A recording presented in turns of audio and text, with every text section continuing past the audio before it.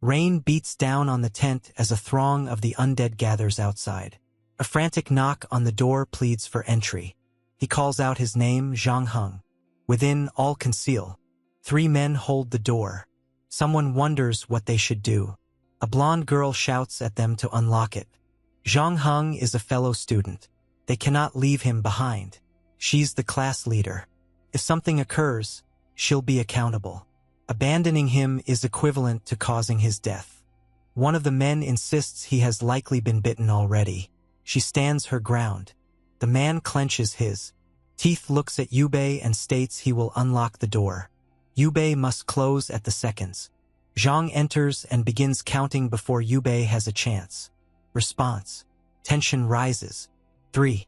He turns the knob, and Yubei is pushed by the man next to him who has already turned. The space explodes. The main character yells that Yubei's infected. The blonde attempts to flee. Shouts erupt from the crowd. The protagonist raises his arm to shield against a bite. Teeth pierce him. Agony surges within. Memories overwhelm his thoughts. On that day, he lost his arm. The creatures invaded. The city collapsed. The world perished. A man in a hood questions his certainty. A physician observes. Only 2 options remain now. They push the button. He's returned. Just before the door swings open. Having endured an entire apocalypse with 1 arm, he's gone back to the start. Zhang knocks on the door once more outside. The blonde Ruashi insists they open it. She remains the representative and won't forsake her classmates. Yubei gazes at her. She appears more youthful. She yells at them. Are they unable to hear? If they don't unlock the door, they're dooming him. Yubei senses it sink in. His scheme succeeded. He's returned to alter everything. He shouts to her. What if Zhang has been bitten? How will she cope? She claims no one witnessed the bite. There's no evidence. As the representative, she will assume full responsibility. Yubei grins. All right, she can open the door by herself. Ruashi halts. The other girls gaze at him. She yells that he isn't a true man. Having a woman do it. He retaliates. It's simple to advise when you're not in danger. Ultimately, she is merely a hypocrite. She yells at him to be quiet. Claims she has no fear. Labels them cowards. Urges them to advance. She takes hold of the knob and twists it. The door bursts open. Zhang Han rushes in. Already changed. Chaos erupts once more. The door crashes down to the ground. Ruashi climbs up and discovers the infected Zhang Han just inches from her face. He lunges. Everyone flees. Ruashi seizes the guy next to her, shaking. Then she pushes him ahead, screaming at him to defend her. A foot strikes her ribs forcefully. Yebe. He sends her flying directly at Zhang Han. The zombie seizes her at the waist, teeth clashing near her ear. Person operates a screwdriver into its top. The skull shatters. Blood splatters everywhere. Yebe observes with a slight, icy grin. Ruashi falls outdoors. Still entwined with the body, she gazes at Yebe, pleading for his help. He recalls his former life, how she destroyed. He lifts the drop door. She inquires about his activities. He slams it closed, secures her outside. He then looks at the others. Why didn't you shut the door? In a panic, the group opts to barricade it. They pull furniture, boxes, ladders, anything available, and stack it up high. Ruashi continues to pound outside, insisting on knowing their actions. She pleads for assistance, yelling that she's the class rep and should not be treated this way. Nobody comes forward to assist her. The rest continue to pile up the barricade. Yebe observes quietly. Time moves on. The rain ceases. Eventually, they come to understand they can no longer hear Ruashi. The atmosphere has changed. Yebe instills fear in everyone. He was once the kind person. Why then does he feel like a foreigner now? He looks around. The girls are weeping. The men avert their gaze. Why do you all seem frightened of me? He inquires. They promptly refute it. Instead, the blonde boy expresses his gratitude. Had Yebe not kicked Ruashi, he would have been pushed out of his bait. The atmosphere changes. Individuals begin to claim Ruashi was self-centered, corrupt. She would have betrayed anyone for her own safety. Yabe offers a slight smile. If you all possess such courage, he states, let's unlock the door. I wish to see outside. They waver. Why would he venture out? He shrugs. Perhaps kicking her was excessive. He simply wants to check on her. They object. Zombies are all around. Yabe snaps, commanding them to proceed. Shaken, they cleanse. Remove the barricade and open the door. He walks onto the grass. Morning light floods the field. Ruashi is nowhere to be seen. No Xinghang. No undead. The door closes forcefully behind him. From within, voices cry out that they cannot allow a mad killer to return. He'll slaughter them all. Yabe remains unfazed, strolling steadily through the field. Inside, they murmur about his sanity. Suddenly, the blonde boy freezes. A female zombie blocks Yebe's path. He continues to approach her. She sees him. He grins and strengthens his hold on his tool. Without warning, he lunges. The zombie hardly responds. Before he crushes her skull, he continues relentlessly. He pushes her to her limits. Inside, they now believe he's mad. However, Yabe is panting heavily. That required effort even for him. He kneels beside the body and retrieves an object resembling a small pearl. He grins. Power gem. The origin of the apocalypse. And the secret to enduring it. He hears a footstep behind him. He spins around. An ancient zombie stumbles nearer. Yabe seizes his tool and hurries. Shortly after, it goes down as well. Inside, a girl is on the verge of vomiting. The blonde boy is baffled. This is the same coward he remembers. How did he undergo such a drastic change? Rumors circulate. He must be acting. No one changes so drastically in a single night. One boy proposes allowing him back in. He's powerful. He can take down zombies. Others disagree. He's unstable. He could turn on them next. Suddenly, the glass breaks. Yabe looks inside. You all still in there? He smiles. Come on out. Killing zombies is quite enjoyable. They shake in fear. Suddenly, a scream pierces the air. Something lurks behind him. A zombie charges. Yabe remains calm. He looks back, raises his foot, and strikes it directly in the chest. He takes hold of the tool once more and crushes the zombie's jaw. It falls. Another figure strikes the earth. The group remains still inside, observing. Yabe cleans blood from his face. Silence fills the air. He catches their gaze. No clue if this stuff can infect you, he remarks. I wish to stay with you all, but it's too dangerous. I don't want to cause any harm. He then turns to go, wishing you all the best. They question whether he is truly leaving. He walks across campus solo, ascends the staircase. This is where it began. On the first day, half the populace was infected. Government, economy, society vanished. Beasts proliferate. Terror escalates swiftly. Professor Zanhan named it the Dark Era. In his previous life, he severed his own arm to endure that initial day. 15 years of suffering and starvation ensued until he encountered the mechanic, the man who returned him. Now he strolls steadily through deserted streets. Individuals watch from their concealment. Some believe he's threatening. Others speculate that if he's alone, he could be perilous. He disregards them and walks to a park. Zombies are spread throughout it. Immobile, they remain unresponsive until he faces away. They rush forward. A bystander yells that the child is dead. An elderly man murmurs that searching for food in such a world is madness. Yabe simply grins. A single swing, skull shattered. One more down.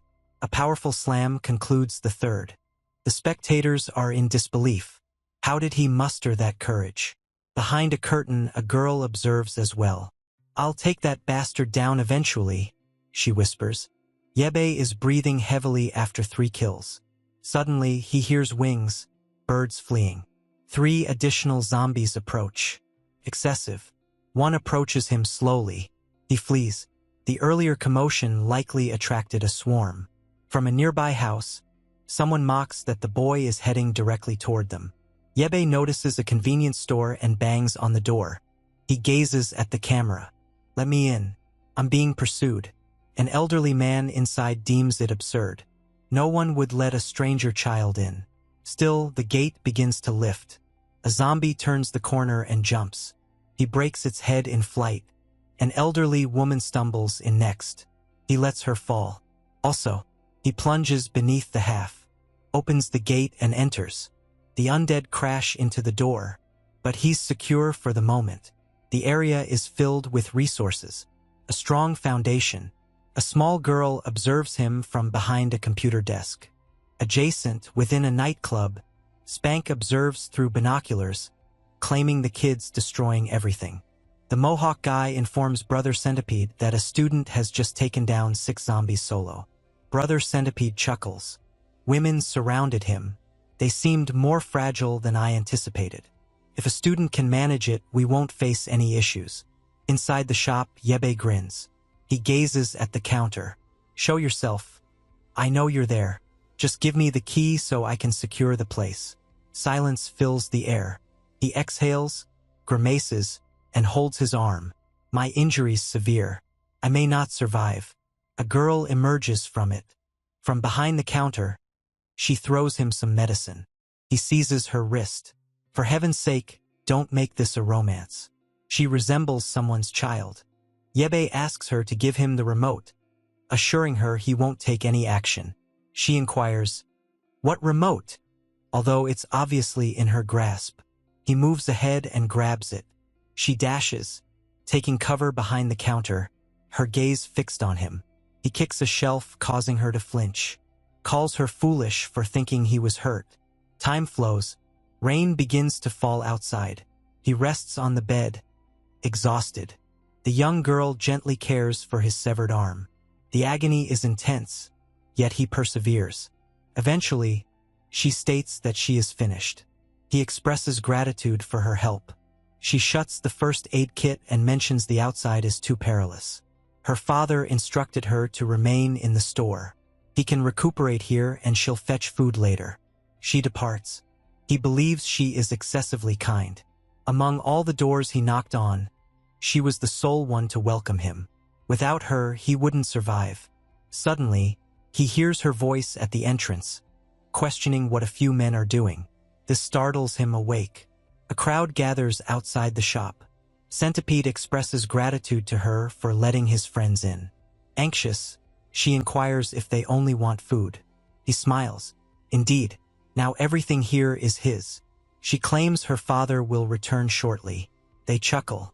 Her father has already served as zombie bait. With her solitude, they can enjoy a game. Indeed, Bay lurks in the darkness, hearing them end her life. They steal the provisions, discard her remains, and label her a fool. That was his former existence. This time, he won't allow it to occur. She must first grasp the harshness of this world, even if it leads her to despise him. She taps on his door. He quickly reacts, questioning why she is disturbing him. She expresses regret. She cleaned his dirty clothes. He becomes more furious at her kindness, instructs her to discard them and depart. Ashamed, she consents. He muses that with a personality like hers, she won't last long. Nevertheless, the warm shower is amazing. In the future, water will be polluted. Instances like this will vanish. He completes his bath. The shop currently offers ample food and clean water. The next priority is gear and weapons. He gazes at his reflection. Feeling youthful once more is incredible. No leg burning, no back pain. Youth is a blessing. The only downside is his abs vanished. He unlocks the door and discovers she has left a suit for him. He yells, questioning how he can battle zombies in that outfit. In the club, Centipede assembles his team. The convenience store offers food and liquor, but it won't endure. The strategy is straightforward. Eliminate the zombies outside, then gather everything. Inside, there's an adorable little girl.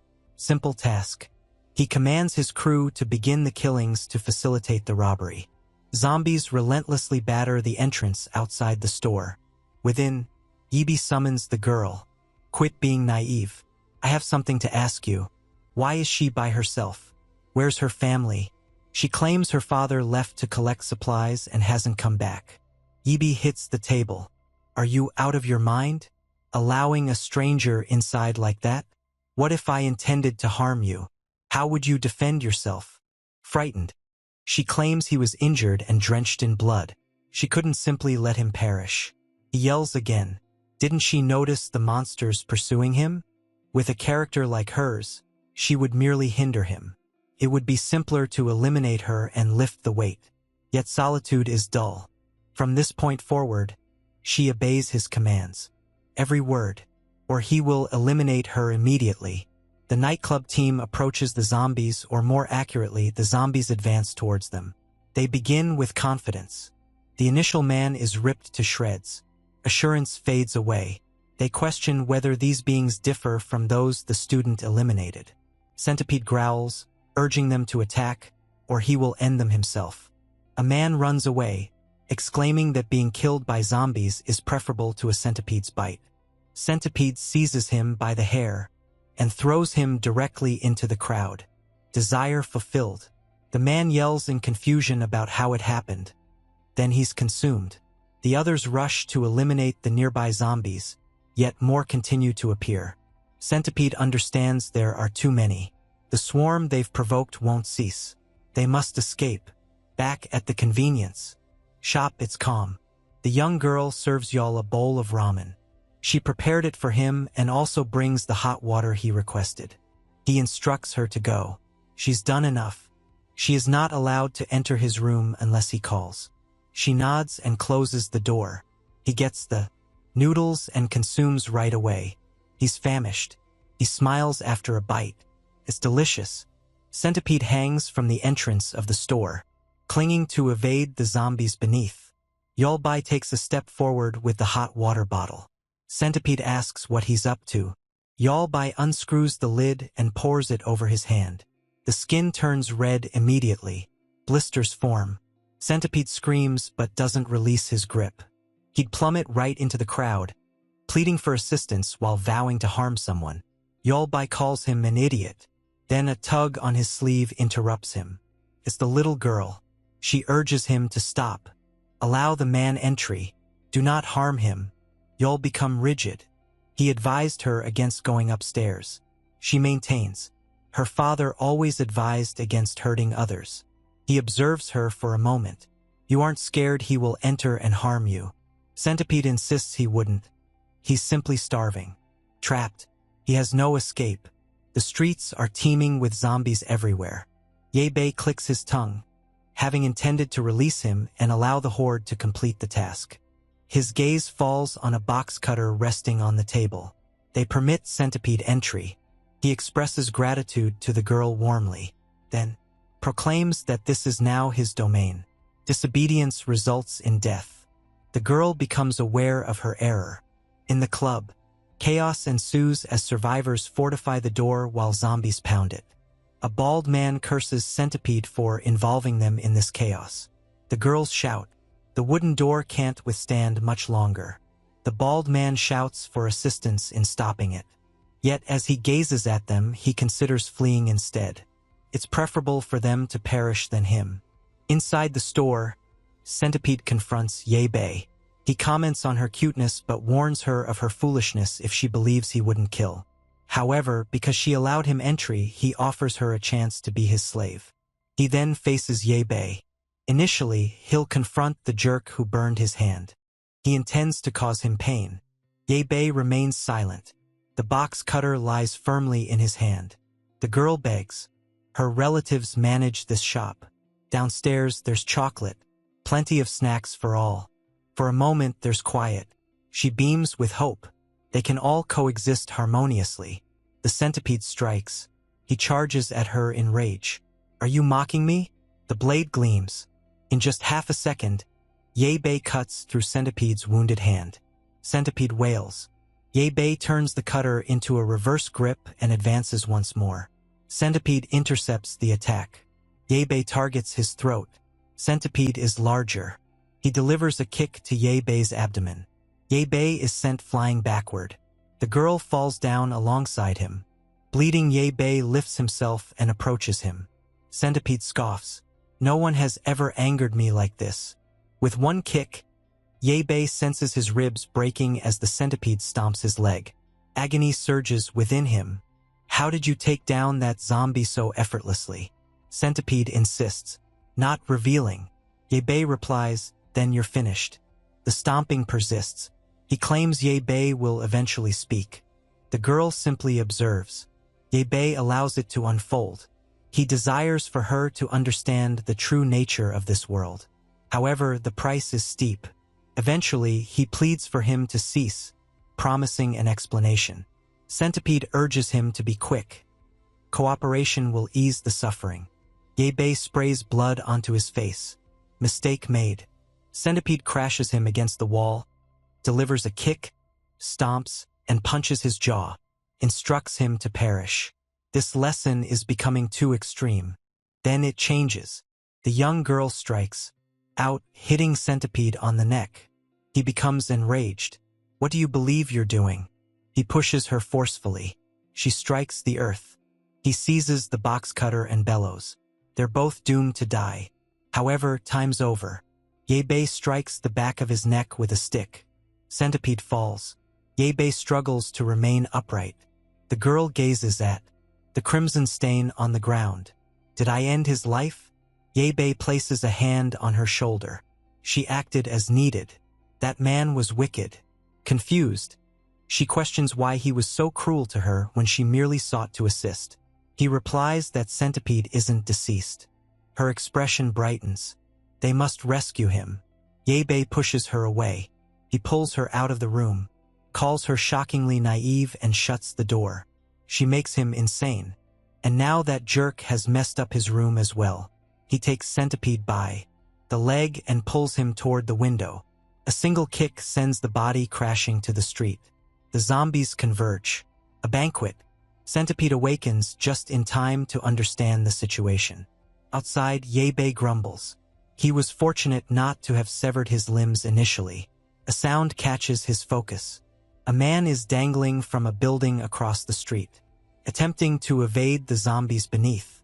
He's losing grip, trembling, pleading for them to go away.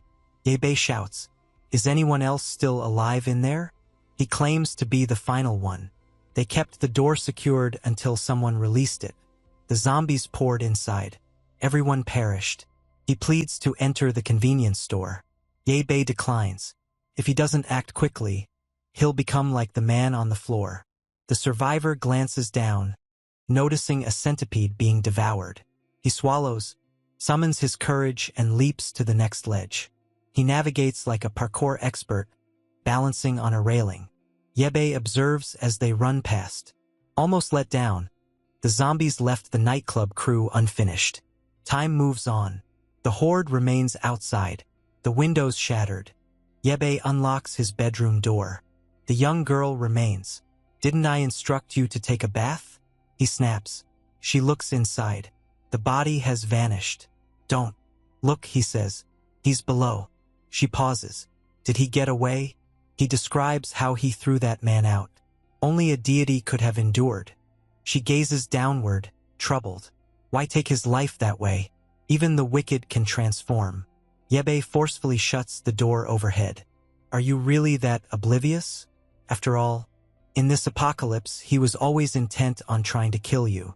She echoes the term apocalypse as if he's insane. Claims he has no idea what he's discussing. He leaves. There's no use in debating. He might as well shower again. She demands to converse, requires 2 steps, then falls.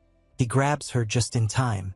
He lifts her onto the bed, examining for bite marks. Nope, likely a fever. There must be some medicine in here.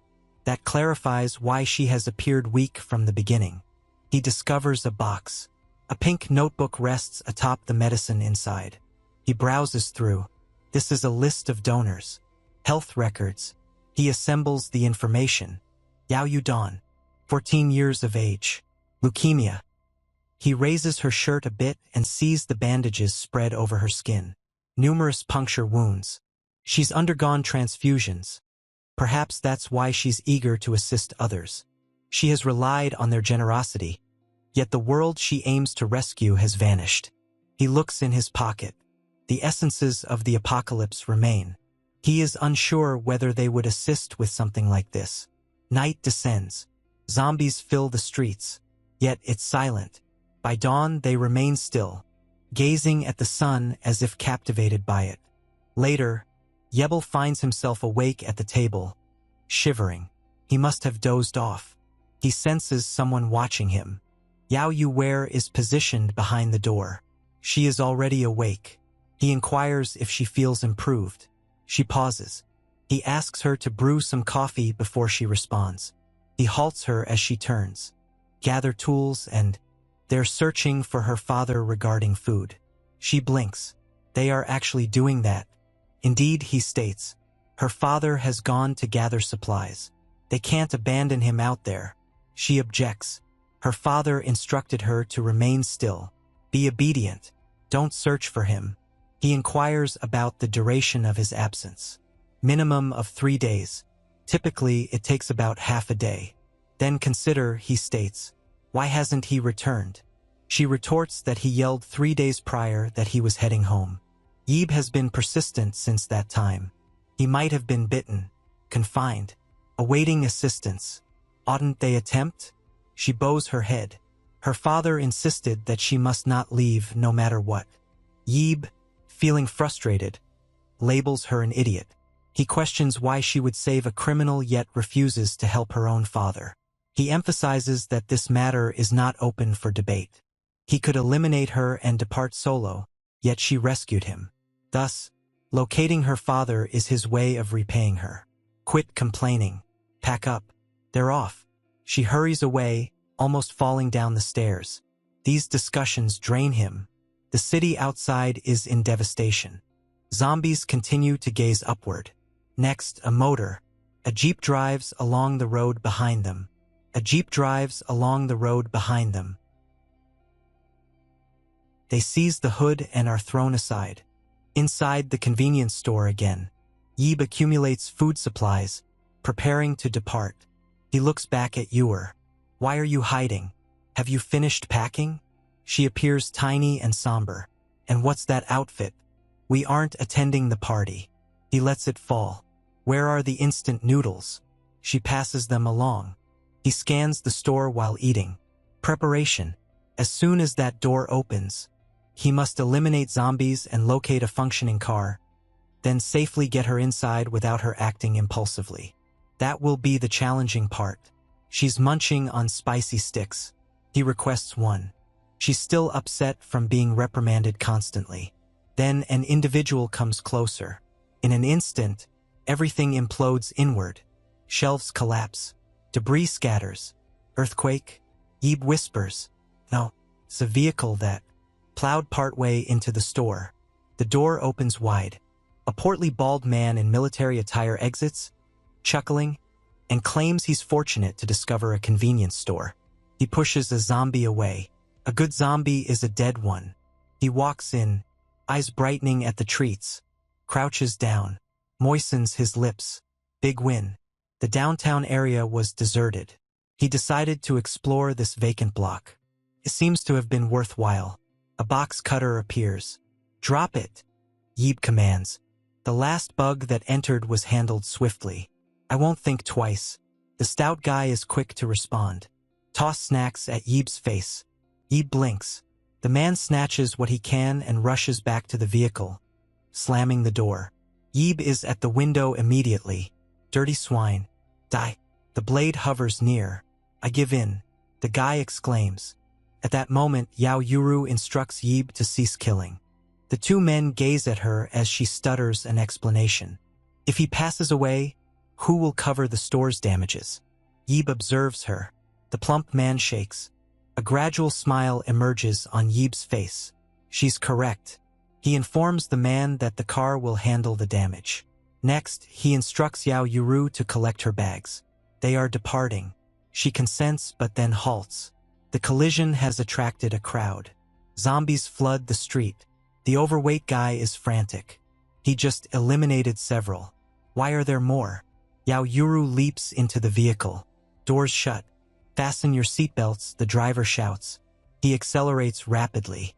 Zombies grasp the sides as the truck speeds ahead, obliterating all in its way. He races through the streets as if in an action film, even drifting around corners like it's fast and furious. Keep driving, Yeeb cautions, or I'll slit your throat. The driver insists they must eliminate zombies to pass through. Yeeb pays no attention to him. Yaoyuru, where was your father going? Fudong supermarket. That's what he mentioned during the last call. The driver moans. That spot is perpetually crowded. It's probably teeming with zombies now. Quit complaining. Yeeb insists drive or you'll perish there. They ultimately disperse the horde. The plump man looks over his shoulder. If it becomes dull, I can play some music. On the road, everything at last. Settle. A zombie sprawls on the road, a branch grasped tightly in its hand. It raises an arm as the jeep nears. The plump driver doesn't hesitate. He drives over it without flinching, music blaring loudly. Munching sweets, cutting through whatever lies ahead. Him obviously enjoying every moment of his life. Lower the volume. Yeeb states, I need to unwind. Take it easy. The driver responds. This vehicle is sturdy. Yeeb lifts the box cutter. Are you not listening? Silence. The driver hits the brakes hard. I didn't say to stop, Yeeb states. I said to stop the noise. The driver gulps. We are out of gas. Yeeb and Yaoyuru both shout in anger. The driver expresses regret for forgetting the nearby gas stations. He begins to eat voraciously. If I'm going down, I'm going full. Yaoyuru perceives a noise outside. A gigantic zombie stands at her window. They've halted next to a park. A swarm begins encroaching.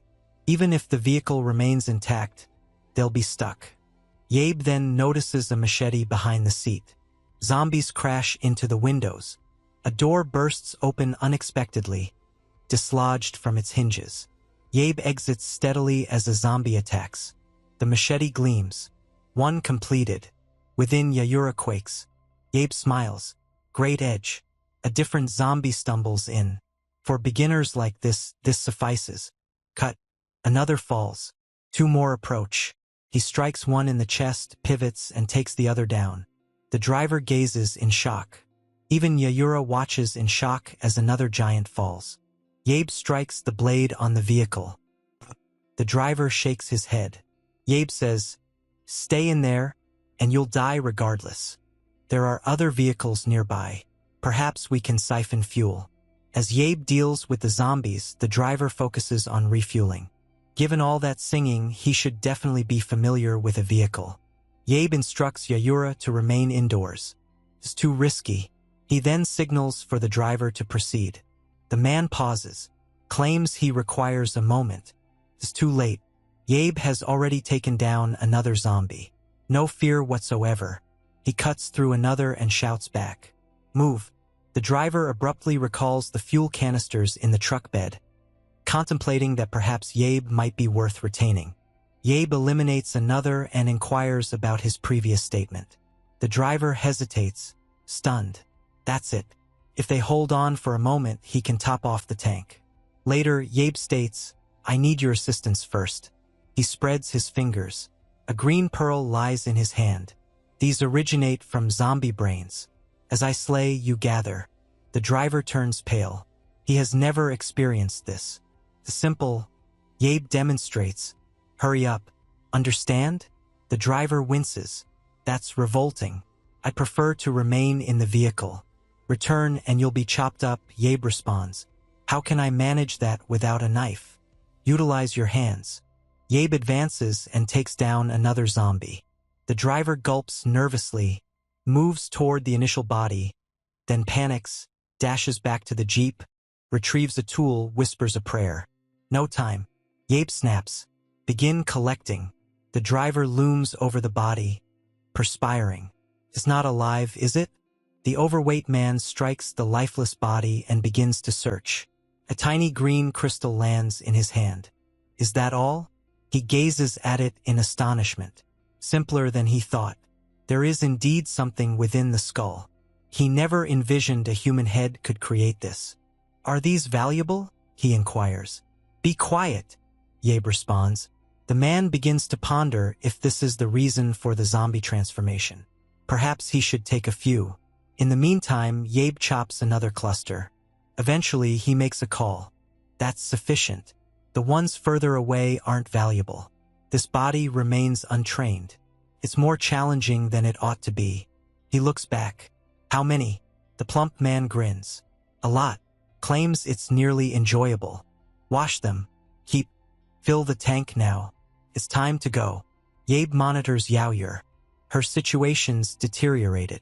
He seizes her arm, shouting her name. Her skin's on fire. The fever's risen above prior levels. He searches through her bag. They had taken medicine and water before. The plump guy leans closer. What's the matter with her? Be quiet. Fill the tank. Eventually, the fever subsides a bit. The driver proposes she might have overheated in the car. Feeling better? Yahibai silences him with a fierce look. They wasted time as he feigned that they had run out of fuel. If he conceals anything more, he's finished. The man quickly apologizes, claiming he won't deceive again. Yaoyur awakens.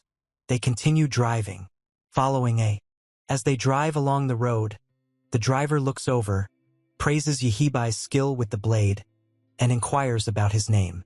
You go first, Yahibai replies. Yaohang, I operate a workshop in the city. That truck? It's for repairs from a customer. Never returned after the apocalypse struck. Yahibai. In an instant, Yaohang hits the brakes. The truck slides. Yahibai takes hold of the seat for balance. What was that? The path's obstructed. In front, destroyed cars blaze along the stretch. No passage available. Yaoyur continues to shake, but at least she's upright now. Yahibai examines the obstruction. There's no way to access the location where her father went. She merely observes. Quiet. There's an alternative path, Yaohang mentions. Is it longer? Are we still proceeding? Yes, but we require improved weapons first. He inquires if Yaohang knows an electrician or a weapons store. Yaohang considers, then agrees. He is acquainted with a blacksmith from his hometown. Talented. This intrigues Yahibai. There's a strong possibility he's still alive. If not, supplies should remain. This machete? He crafted it. More resources lead to superior equipment. Valuable. Yaohang begins to reflect. Regarding past eras. Shu, Yaoyur whispers. Yahibai has fallen asleep. They cross a bridge into a different district. Yaohang exits and stretches. At last, though years have gone by, the location remains largely the same. Yahibai surveys the surroundings. This better be worthwhile. If not, you'll be overwhelmed here. Clear the area before entering. First rule. He surveys the zombies beyond. Do any resemble your friend? Zhao Heng pauses, uncertain. Then he begins gathering pearls. Yahibai states, Hold on. A voice emerges from the vehicle. Yaoyura moves closer. I wish to assist. Yahibai informs Yaoyura that she might faint or get bitten, hindering their progress. She asserts she's okay now and will be cautious. Zhao Heng smiles. If she's daring, I'll excavate. She can gather. Yahibai's tone chills. If either of you is bitten, I'll take you out myself. Yaoyura observes. He speaks as if he means it. Yahibai advances, slicing through zombies. Zhao Heng breaks skulls and converses as Yaoyura places the green pearls into a bag. From an adjacent structure, a person observes with binoculars. A man smoking a cigarette, his eyes filled with annoyance. A different man arrives. Brother Lu. Lu reacts sharply without looking back. Knock next time. A newcomer outside shakes with fear. What's happening? Lu inquires. They're in the neighboring blacksmith shop. 3 individuals are present. One man is fighting zombies solo. Lu mentions he's already seen them. Why disturb him? The newcomer hesitates. This one's unique. Lu contemplates. Next movements. A girl delivers instant noodles to him. He throws. The rookie gets the pack.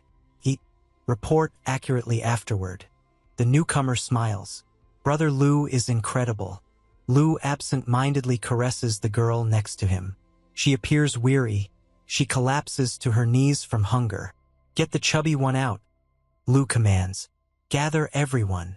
Complete the remainder. Those who do will be rewarded. Returning to the shop, the zombies are subdued. Only one pearl remains. Yebe instructs Zhao Hang to inspect the perimeter as he enters. He forcefully opens the door to reveal a complete blacksmith workshop, scanning the area filled with anvil, tools, and weapon racks. The forge continues to blaze. Someone visited here lately.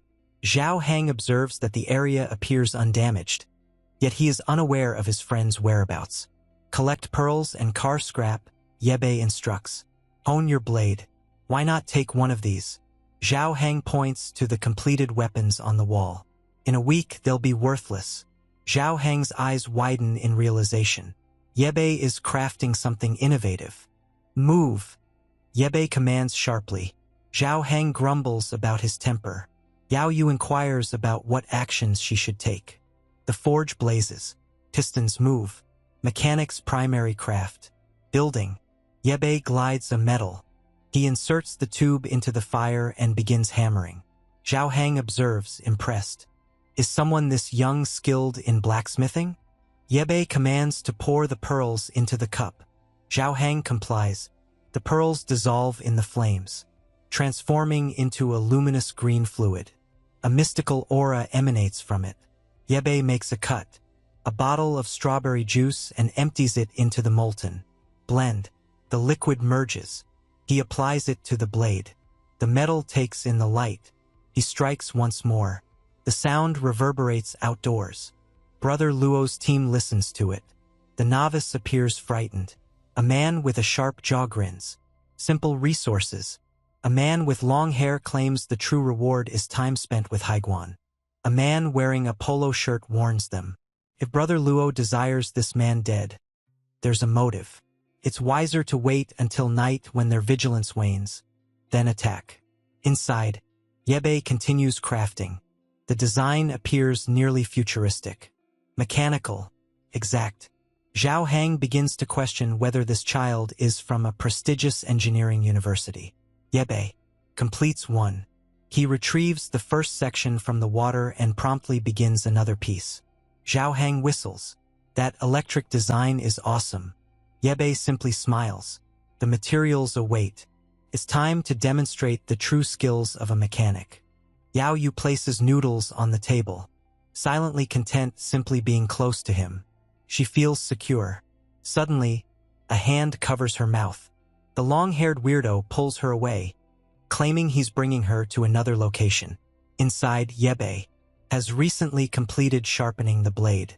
He secures it in a mechanical structure and places it down. Zhao Hang gazes. I've only witnessed things like that in films. Yebe links two cables. It's time to energize it. The weapon activates, radiating a green glow. Despite the generator sputtering, it remains functional. Sort of second order. Yebe states, completed. Zhao Hang desires one as well. Suddenly, they hear Yao Yu's scream. They hurry outdoors, directly into Brother Lu's crew. Yao Yu lies motionless in a man's embrace. Yebe's expression dims. The bald leader commands him to lower the weapon, or the girl will die. Yebe lifts his arm instead. A single cut. A shockwave rips through the earth, cleaving the man in half. Another attempts to escape. Where do you believe you're headed? Another cut. Metal fragments resemble paper. Fear explodes. They disperse. Yebe has already completed his first headless night behind them. A man shouts for them to let the girl go, if they wish to. The abductor declines. If they don't escape, Brother Lu will eliminate them afterward. A lightning bolt streaks by their faces. Yebe strides ahead, composed. Zhao Hang yells that another horde approaches from the rear. These zombies now move quicker than ever, as if something transformed them. Zhao Hang halts. What's next? Yebe holds. The blade strikes and discharges. Green arcs illuminate. Zombies collapse consecutively. Zhao Hang observes in amazement as Yebe slices through them with a flurry of blows. However, the two abductors are escaping. Zhao Hang shouts that they're going to the building. Clearly, Yebe gestures. Quit looking. Get the car and pursue. Zhao Hang jumps into the jeep and accelerates away. Yebe continues to fight through the crowd. The task of rescuing the damsel now rests on Zhao Hang. The escaping men hear the engines roar as he charges toward them. They jump onto a bus obstructing the entrance to their base. He stops abruptly. The bus blocks the entrance. He exits, uncertain about his next move. Inside, additional men observe from the windows. Only one overweight man? Simple. They disembark from the bus and caution him to depart the vehicle. Otherwise, they'll incinerate everyone in that structure. Zhao Hang scoffs. Give it a shot. A man in a cap boasts about having killed more people than Zhao Hang has eaten chickens. A daring assertion, considering Zhao Hang's stature.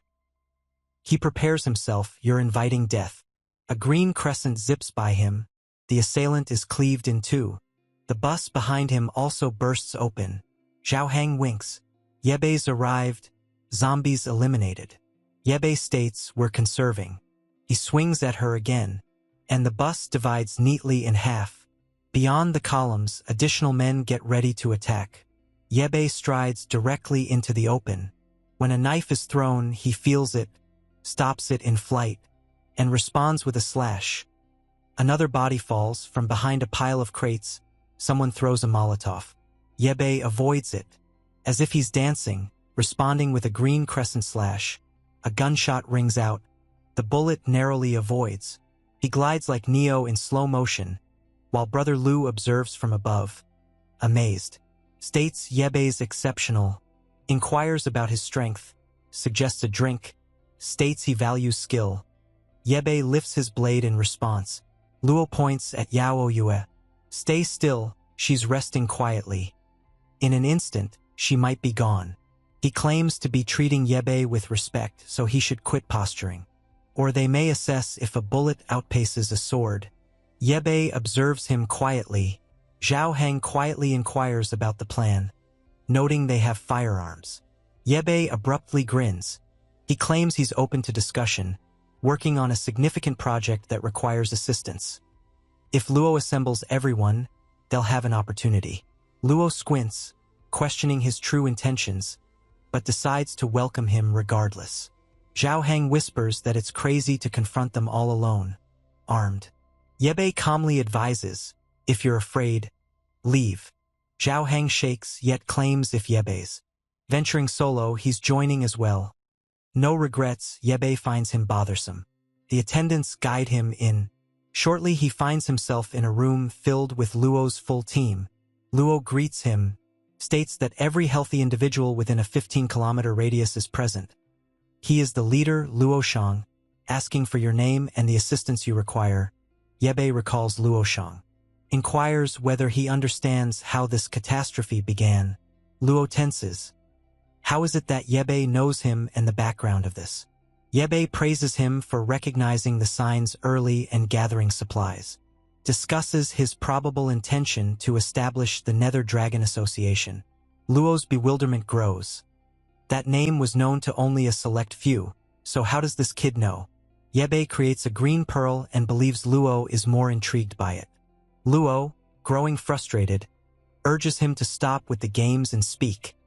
Yebe hesitates before revealing everything. It could have originated from a virus brought by birds from abroad, a bioweapon for population control, or an alien meteor delivering something unfamiliar. He assumes Luo is aware of all three theories. Luo nods, aware that he understands the virus better than many, which explains why he moved individuals from the city center to this remote base. He retrieves 2 pearls from his pocket, states he remains puzzled about why they develop within zombie brains. However, he believes Yebe's major project is linked to that sword. Yebe affirms it, but he requires help. Luo consents, but with one stipulation. He wishes to examine the sword first, as Yebe begins to raise it. Luo brings his attention back to the girl nearby. Nobody desires a sorrowful conclusion. Yebe hesitates, then passes it along. A minion seizes it and almost falls, claims it's incredibly weighty. Luo sneers and attempts himself. He can't even raise it, he chuckles dryly. Today's filled with surprises. Go ahead, Luo says, while Yebe reveals the truth to them. When an individual becomes infected, a pearl starts to develop in their brain. Initially dark, it absorbs more energy the longer it stays within a zombie. That energy is compatible with the human body. It can also create weapons significantly more powerful than any standard steel can. Luo leans in, curious. If it adjusts to the body, can we ingest them and continue gaining strength? Yebe mentions that consuming the pearls is feasible, but most individuals become zombies. Luo inquires about the fate of those who don't. Observe, Yebe states, I'll demonstrate to you. Phase 1. Initiation. He joins 2 power cables and green energy flows throughout the room. Generators ignite and burst into flames. Blackout. What? Did you hear Luo's shouts? Simultaneously, Yebe seizes the sword and thrusts forward, but the initial strike fails. Luo retaliates. Yebe dodges the shot. He secures his grip and slices cleanly through the man. The shaking leader understands too late. He misjudged him. Here is where the Nether Dragon gang meets its end. Yebe states icily. In an alternate reality, you'd create weapons, establish a system of slavery, gain infamy. Not this time. Another cut, more bodies disintegrate. The floor's destroyed. Blood all over. Yebe looks at Yaoyu, who remains unconscious. Relief eases his expression as he tenderly tucks her hair behind her ear. The world is harsh enough. She shouldn't have to witness this. A silhouette emerges in the doorway. Zhao Hang, the timid one who fled earlier. He enters with a flashlight, astonished. Did you eliminate them all? Indeed, Yebe grabs a weapon from the ground, mission accomplished. Wait, Zhao Hang inquires. We traveled all this distance for that. Not for you, right? Yebe responds. In this world, weapons advance. They're more perilous than before. Zhao Hang wonders about the outcome, admiring Yebe's clever ploy of throwing pearls into the generator to create chaos. Suddenly, a bottle clinks to the floor, and they see a girl collapsed nearby. Pleading with them to spare her, Zhao Hang exclaims about the presence of a damsel in distress, explaining that Luke Shang took her captive, forcing her into slavery and enduring daily torment. She insists she has no ties to the gang, prompting Yebe to inquire if she knows where Luke concealed his remaining supplies. She agrees, proposes to guide them. While walking, Zhao Hang inquires about her origins, to which she answers, an eastern city. They pause at an elevator. The storage units are located on the 6th floor. Yebe instructs Zhao Hang to remain with Yor while he goes to inspect the storage with the girl. Amid the debris, a hurt lackey crawls over the corpses and spots Luke Shang cut in 2. His gaze falls upon a pearl. He recalls Yebe naming it. Black metal intensity. Remembers Luke Shang consuming it could transform someone into a deity. Out of choices, he gulps down. His pupils contract. Veins protrude. He writhes in pain as thunder rumbles outside. Yao Yu stirs. Rain cascades outside the windows. She inquires about her location. Zhao Hang reassures her to stay calm. Although she was abducted, they rescued her. Yebe arrives, seeing she's conscious. Did you find anything? Zhao Hang questions. Yes, but relocating it will take until tomorrow. And the girl? Yebe replies. She fled as soon as we got to the storage. Odd in this downpour. He shakes it off. Move on from her. They require rest. Following this storm, the streets will be filled with zombies. In other places, a girl bathes softly. A man's voice resonates beyond the door. She hasn't transformed and is inside his home. Nothing comes without a cost. He shakes the doorknob, stating that besides her body, she possesses nothing. Proposal. She yells for assistance. He chuckles. In weather like this, no one can hear her. Suddenly, the door opens by itself. He becomes immobile and steps outside to see what occurred. The man near the shower commits a deadly error. A scream resonates. The girl looks outside. He's been overwhelmed. Against the wall by a gigantic beast. She screams. The creature looms, gazing intently at her. It extends. She retreats, pleading for it to stay away. It halts, sees its reflection in the mirror, then crumples, gripping its head. "I'm not a monster."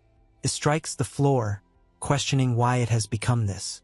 The blonde, shaken, inquires about his identity. He claims he was shot. Then he ingested a zombie pearl. His body began to mutate. She's bewildered. Individuals transform into this by consuming the black metal pearls.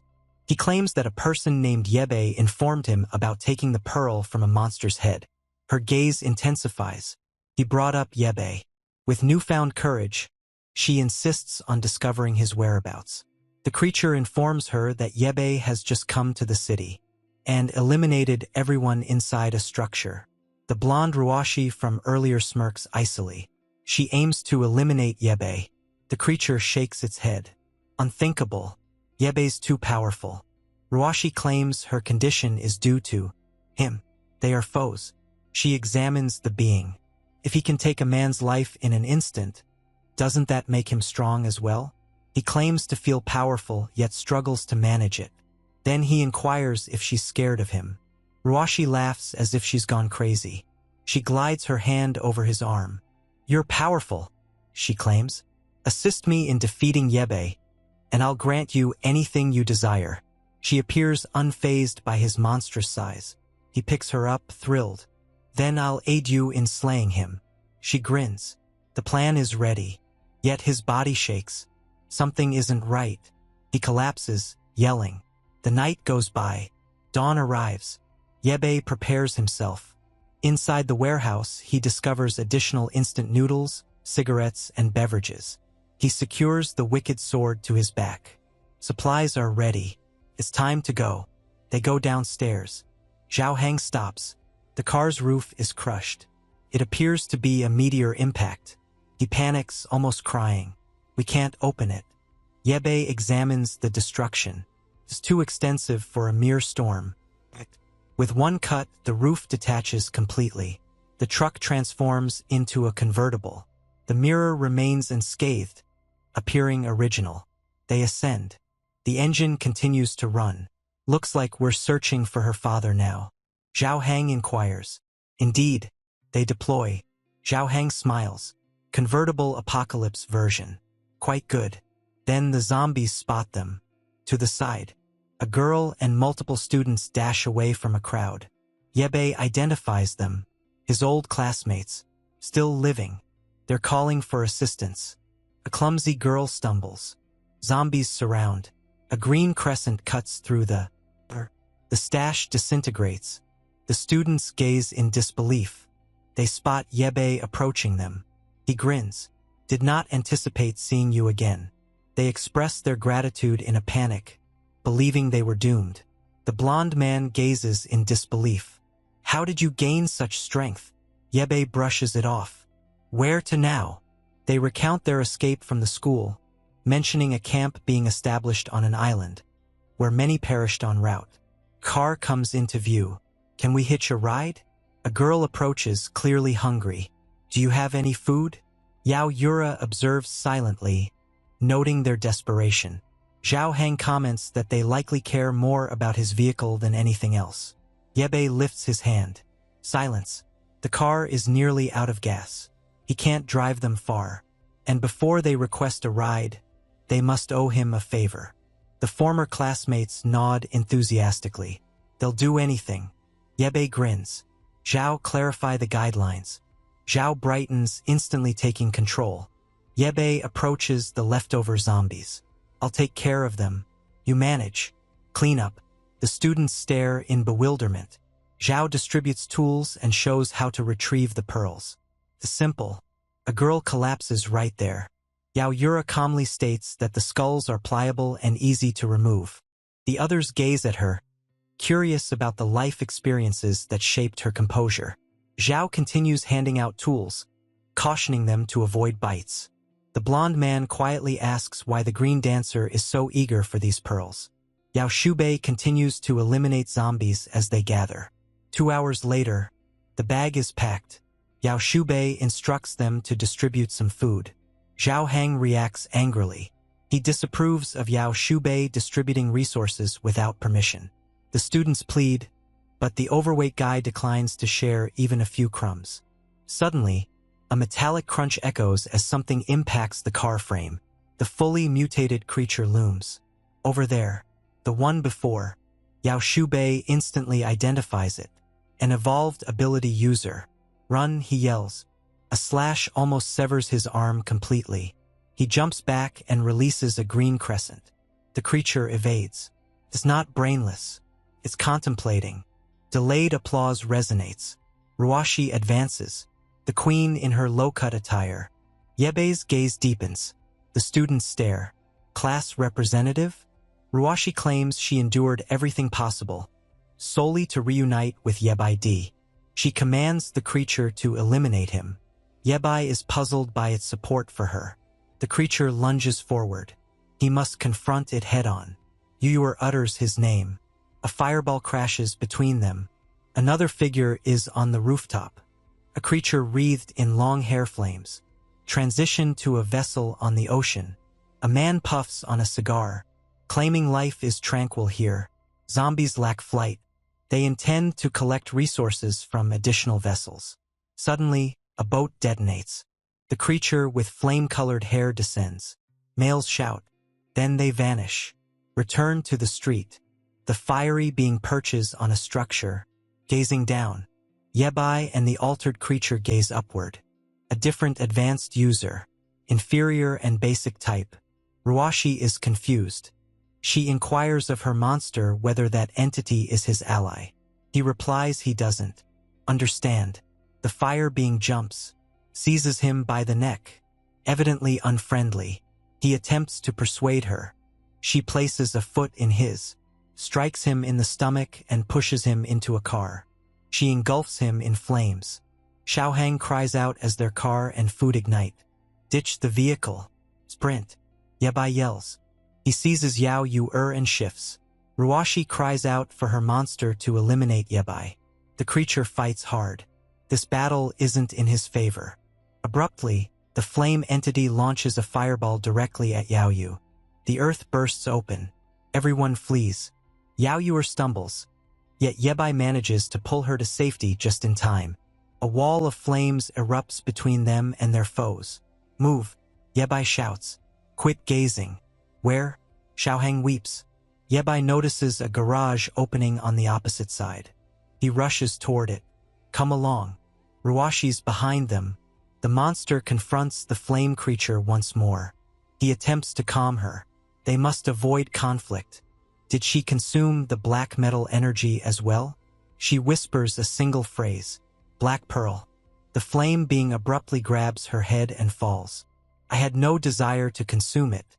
She claims that madmen restrained her to a bed and shoved the pearl into her mouth. She desires their demise. The one who kills them receives the ashes. Ruashi's creature agrees. It had no choice. He comprehends. Ruashi interrupts them. That's enough. Yebai is escaping. With her arms folded, she ridicules them. How can they seek revenge if they allow him to flee? The monster guarantees he can still follow Yebai's scent. The flame creature inquires about the significance of Yebai. The black monster reveals that Yebai is aware of the pearls and might even possess the knowledge to restore their humanity. The fire being pauses. If a path exists, she will reunite with them. Yebai, along with the others, dash down the street. A vehicle suddenly speeds toward them and detonates, obstructing their way. The creature lands close by, declaring the battle isn't finished. He realizes Yebai comprehends the cursed pearl. It's time to converse. Yebai understands he cannot escape this. He instructs Xiaohang to flee with Yao Yu-er while he distracts the threat. They round a corner, only to be confronted by the flame creature. Encircled, Xiaohang whispers. Ruashi sits casually on a car, chuckling.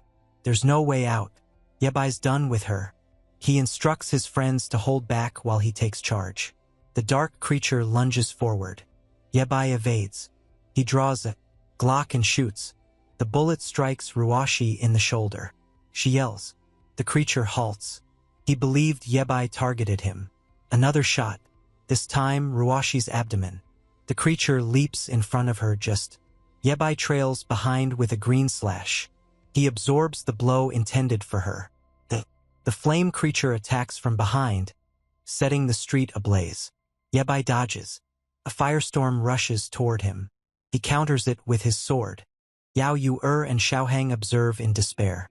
Yao Yu-er grabs an axe out of her bag and throws it. It ricochets off the flame creature's head ineffectively. The creature spins. Xiaohang is alarmed.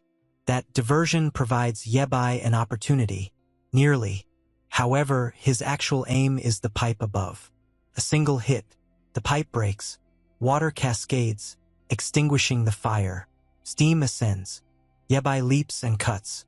The fire entity. She screams. He almost slices her foot as she stumbles backward. She withdraws. Yabai confronts the dark beast once more. You'll regret this, the creature threatens. Both beings retreat, bruised. They've vanished. Yabai is solitary, then kneels down. Fatigued, Yao Yu hurries to him. Is he injured? No. He feels a sense of relief. They have endured 2 ability users. Xiaohang inquires about the origin of these entities. Yabai hesitates briefly before clarifying. When humans ingest pearls, most turn into zombies, but in about 1 in 10,000 instances, one evolves into an ability user. Even more uncommon, preserving their sanity. Xiaohang inquires about his knowledge. I'll clarify later. At this moment, they must determine their next step. The car is gone. Misplaced the meal. Yabai scowls. The apocalypse is progressing more rapidly than ever before. He must create something more resilient before it deteriorates further. It was raining outside once more. The car was badly damaged. Xiaohang wept, claiming they could still recover some supplies. To make matters worse, those cursed creatures had piled all the vehicles in front of the garage, completely obstructing their escape, leaving them without any. He gave them both a coat, mentioning it was the sole item he possessed to shield them from the rain.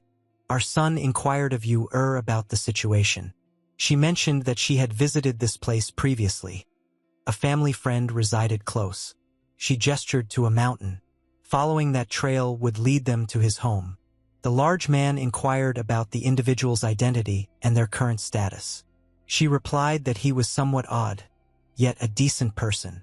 At least that was her hope. His residence featured tall walls, numerous computers, and ample food, indicating he was likely secure. The large man inquired whether the guy operated a cybercafe at home. Our protagonist suggested that since he was a friend of her father, perhaps her dad was present as well. It was worth investigating regardless. However, the swarm of zombies was approaching them once more. Yabai declared he would pave the path, urging them to stay close. At the same time, the other giant creature was ravaging zombies. He approached one, tore out a pearl, declared it sufficient, and leaped onto the structure. The fire monster girl was sheltering from the rain. He entered from the outdoors, called for Ruashi, and she was nearly on the brink of passing out. He mentioned he brought pearls. She instructed him to pass them quickly. Yet the creature inquired whether she was certain about eating that. She instructed him to hand it over and leave immediately. Wow, the giant creature was scorched. Like a fool, he continued to respect her. The fire girl inquired whether she had consumed it. He remarked that she appeared to be uncertain. Her friend added that she would also hesitate, particularly after witnessing her transformation post-consumption. However, the enormous creature claimed he simply wished for her survival. The fire girl had sealed her injuries, yet she understood that she wouldn't make it without medical aid. The other one realized her only opportunity could be consuming that. The fire girl mentioned it would be beneficial. She could transform like them, gaining another ally to assist in their efforts. They would eliminate anyone they desired and seek vengeance on all. However, the large creature mentioned that there could be powerful individuals like Yibai nearby.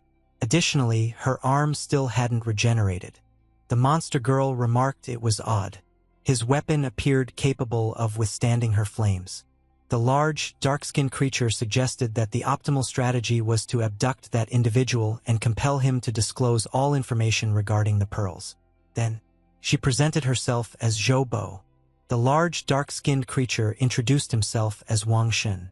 Reunited with our pals, another being descended. Despite the rain, it maintained its pace without hesitation. However, our boy was growing weary. Zhou Hong observed this and suggested they locate a place to take a break. He reassured him not to fret and inquired of Zhuo War about their whereabouts. She indicated a bridge, mentioning that they would ascend the mountain after crossing it. However, the issue was that the tunnel ahead was flooded and appeared quite deep. Our son noticed everything was blocked. He noticed a wooden plank, instructed Zhuo War to climb on, and mentioned they would push it forward. The trio ventured into the tunnel. Zhou Hong, filled with fear, questioned whether zombies might lurk beneath the water. Yu Bei remained silent as Zhuo War shouted to him. The unfortunate fellow was merely attempting to keep his eyes open. Eventually, he lost consciousness, pulling her small raft along. He dove directly into the pristine water. Returning to the monsters, they noticed the rain had yet to cease. Wang Shen opted to return to the room to speak with Ruashi. Upon arrival, he observed her emitting purple energy. He inquired about what had transpired and she began yelling, hitting his chest. Zhou Bo hurried in and inquired about their shouting. A black aura erupted throughout the whole house.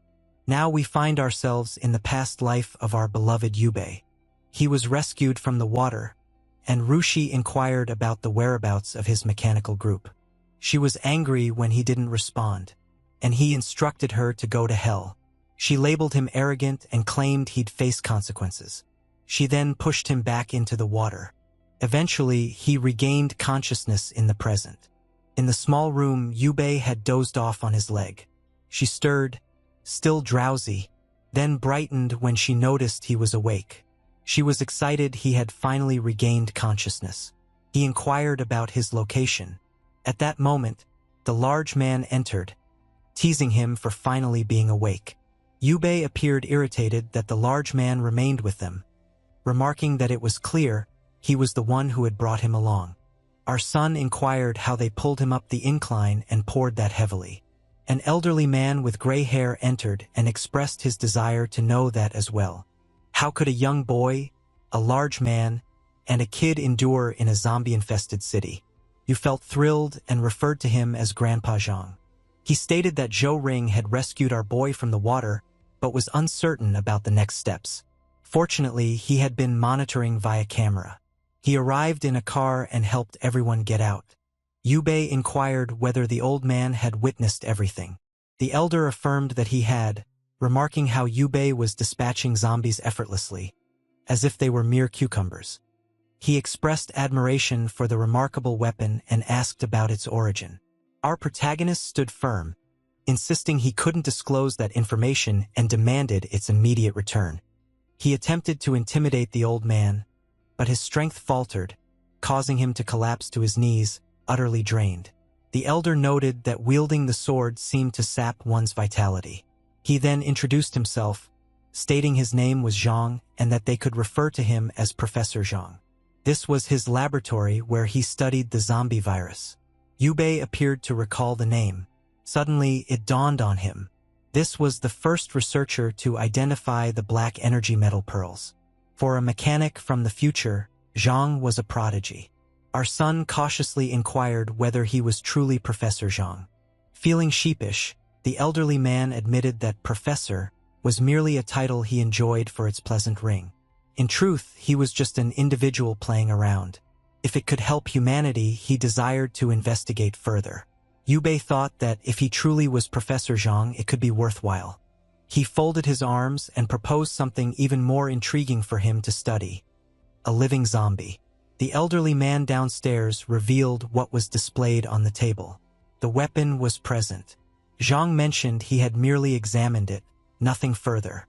Our boy reached for it, and Zhang flinched, claiming he had nearly injured himself trying to lift it. Our boy surveyed the surroundings, awestruck. This location was remarkable. With a workshop like this, they could create even superior weapons. Zhang inquired if he had crafted that item himself. Our boy affirmed it. Zhang became enthusiastic, expressing his desire to observe him create another. Our boy claimed that the production method was confidential. Zhang argued that this was a form of intimidation. Our boy responded that if they provided good food for a few days, he might reconsider. On Zhang's screen, he had gathered data on both of them for quite some time. In this apocalyptic world, there's never a moment of peace. I genuinely pity these zombies who are constantly burdened with soggy feet. Within the facility you possess, monitored the cameras. Zhang entered with a coffee, expressing his happiness at her presence. She replied that she was doing all she could to assist. He praised her for being vigilant in searching for additional survivors. However, he cautioned her that, regrettably, there was still no update regarding her father. She insisted that her father and Professor Zhang were decent individuals, so she believed he was fine. Zhang moved closer and questioned whether the two companions she had brought were genuinely good people. He noted that one student appeared unusual, possessing extensive technological knowledge at such a young age. There was a gaze in his eyes. Zhang recognized it from previous encounters with killers. The large man appeared ordinary, yet Zhang suspected he was concealing secrets. At that moment, the big guy arrived and warned Zhang to cease his insults. Zhang, in his opinion, was the strange one, residing alone in such a vast place. Featuring a helicopter landing area above, numerous vehicles, ample fuel for years, and piles of solar panels, not to forget heaps of food. The elderly man yelled that the large fellow was clueless. He had sensed the impending apocalypse for quite some time, which was why he had been getting ready. Here was this guy, residing in his home, enjoying free meals, yet still had the audacity to talk smack. The elderly man claimed his mission was to save all of humanity. A fight broke out, prompting Ewer to intervene and tell them to cease. At that instant, the large man was struck on the back of his neck. Our son instructed him to stay still. A small amount of blood emerged. Zhao Hang inquired about its purpose. He simply turned and stated that the zombies' mutation was imminent, leaving them with little time to act. A larger catastrophe was approaching, and they had to get ready. The elderly man stiffened at the reference to zombie mutation. Outside, those previous companions continued observing the zombies. Wow, I nearly overlooked those guys. He bent down and informed everyone that the area was encircled, preventing their escape. One of them remarked that the downpour was too intense and the road was impassable. They were uncertain about their next steps, and their companion Zhao Zi had collapsed on the ground. The blonde individual expressed that he had no clue where Yubei had disappeared to. With no food in the building, they faced certain death. However, the blonde mentioned there remained one option. He took out several pearls and displayed them. The others recalled they had taken those from the heads. The blonde mentioned he had secretly kept some out of curiosity. He remembered the creatures that assaulted them claimed to have consumed these. One of the friends questioned whether he was genuinely considering eating that pill.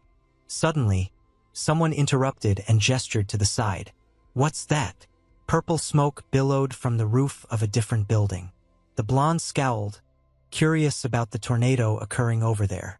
At Zhang's residence, our post-apocalyptic mechanic remained engrossed in his tasks. Zhang's house mentioned he had been there for several days, completely unaware of the reason for his intense focus. Zhang speculated that he was likely crafting gear to combat the zombies. Perhaps more of them would transform into beings like that black spine creature or the fiery one. Zhang's house warned that if that occurred, everyone would perish. They lacked any armaments. The old man expressed a desire to construct a refuge, not a battleground. Why would he require weapons? Just then, Yue burst in, calling out for them. She mentioned that she had spotted her father on a camera. They hurried outside. He inquired about the location. She remained at the computer and replied, "The east entrance." She had saved the video and asked him to watch. In the footage, her father was draped in zombie guts, merging with the throng. The elderly man remarked that based on his movements, it seemed he wouldn't. Her father took advantage of the confusion and escaped in disguise. The large man remarked that it was unbelievable. Her father had managed to survive in that manner. The elderly man understood that if the zombies were not attacking due to the odor, it could be worth investigating. Ewer inquired about their plans. Zhang hesitated. He mentioned the weather was awful, and Yue appeared reluctant to depart. Zhang Heng suggested she ask Yue directly. Perhaps he had created something remarkable. Cut to him declining. He still had work to complete, so there was no need to hurry him. He instructed her not to disturb him, except when food was being brought. The large man commented that he was overdoing it and should at least attempt to console her. Our boy inquired why the big guy didn't save her father on his own. The big guy only understood when he noticed what our boy had created. A gun and a blade. Yue mentioned he would apply his blood to them so the big guy could wield them. The big guy paused, then found them much lighter than before. Yue clarified that weapons embedded with crystals could interpret his thoughts. Yet, similar to how he managed those light blades, he needed to be cautious or risk depleting his energy. Zhang Heng's face lit up as he mentioned he had documented everything. He then inquired about the gun he had found, and our boy affirmed it. To use it, he needed to allow it to build up energy. The shots were strong, but precision was essential since he couldn't shoot frequently. Zhang Heng's eyes widened in excitement. He remarked that it resembled a laser cannon and was eager to give it a try. He dashed out of the base into the downpour, aimed at the heavens and shot. A laser shot up. He began shouting that it was amazing. He prepared the blade and struck, stating that he now possessed equal power to Yerebe. The elderly man was enraged with the large man for trying out everything. Zhang Heng, however, was ecstatic, proclaiming his invincibility. He donned his raincoat and boots, and declared that regardless of the zombies that appeared, he would eliminate them. He gazed into the camera and assured Euler not to fret. He would return her father safely. She appeared apprehensive and inquired if he could truly accomplish it. The elderly man replied that, for the moment, their only option was to observe and determine how long he maintained that confidence. Wearing a headset, Zhang Heng followed the directions. The elderly man instructed him to take the eastern route. Regrettably, that path led to the mountain, devoid of cameras, necessitating caution. Zhang Heng snapped back, telling him to be quiet, asserting he could manage. He proceeded along the trail and shortly thereafter noticed a group of zombies approaching him. The beings shut. He smiled, declaring it was time to try out his friend's present. He released the iconic green crescent slash, slicing them in two. He yelled that he was now too powerful and feared no one. He then observed something unusual to the side. Another person had witnessed that unusual purple tornado. He wrapped up several more zombies and inquired whether anyone else in the room had witnessed it as well. The rain intensified, and a purple tornado began to develop in the east. The elderly man remarked that the camera couldn't capture it, but the sensors indicated wind speeds nearing level 6. It was too perilous to remain outdoors, so he had to hurry back to the house. Zhao Heng expressed his regrets to Euler, stating that he couldn't overcome the might of the gods. Old man Zhang advised Euler to remain composed, reassuring her that her father would surely locate a safe place to take shelter. Zhao Heng arrived at the gate. Alarms erupted. The elderly man leaped, hurrying to discover what occurred. He instructed everyone to relax, stating he had merely returned with a zombie. Since it appeared Yubei requested him to bring one. Thrilled that the zombie remained alive, he instructed them to hold on and dashed away, claiming he'd return shortly. The elderly man, equally thrilled, remarked that it was still alive. Alive was a generous term for that creature. He complimented the large man, who became even more excited. He was always glad to witness their improved relationship. Meanwhile, Yobi was deep into his production stage. The boy had completed all the mechanics for the arm. The rain continued to pour until, at last, the sun emerged in this wretched apocalypse. The zombies went wild as usual upon seeing sunlight. They became so wild they began changing. Suddenly they changed to red, and started jumping onto rooftops. A small girl beamed, delighted by the sunny weather, until one of the larger figures approached and confronted her directly. Her father, hearing her scream, rushed over to find out what was going on. The entire family turned into a feast. The zombies had genuinely advanced, leaping and breaking into homes. No safe refuge remained in that structure. Our friends from school ran away in panic. One of them was on the verge of being captured, when a zombie was hit in the back of its neck. Then another received a blow to the head. The albino emerged. He produced the pill and glanced at his companions. They instantly identified Fawn, the blonde who had contemplated consuming it. The focus moved to the street, where a horde of zombies dashed in formation. Ruashi was positioned atop a building, with her 2 zombies beside her. Zhou remarked on how remarkably coordinated their movements were. Ruashi chuckled. She mentioned that she had been in distress for several days and inquired if they had located Jebe. Wang Shang replied that he was hiding in a mountain house resembling a research facility, making it simple to infiltrate and eliminate him. Ruashi mentioned that it wouldn't be enjoyable. She wished for him to understand precisely who caused his demise. Prior to that, she aimed for him to sense despair enveloping him. Meanwhile, at the house, Zhao Hang and Yu was on the verge of leaving when an alarm sounded. Zhao Hang inquired about its nature. The elderly man quickly warned them against going outside. A significant event was approaching. Oddly, a group of zombies was assembling in the city. The strangest aspect was that they appeared to head directly towards them. Zhao Hang shook his head and inquired about the number. The elderly man replied with a minimum of 1,000. The large man scowled, questioning if they were the final humans nearby. The elderly man claimed he was unaware, but they ought to inform Jebe. The large man dashed away and hit on the door, yelling to our son that more than 1,000 zombies were approaching. Our boy mentioned that the professor had informed him already. The big guy's expression brightened. Was he prepared to eliminate them all? Our boy replied that he was not prepared whatsoever. That erased the smile from his face. So how was he meant to confront these challenges? Jebe stated he had urged them to quickly learn how to manage scenarios like this.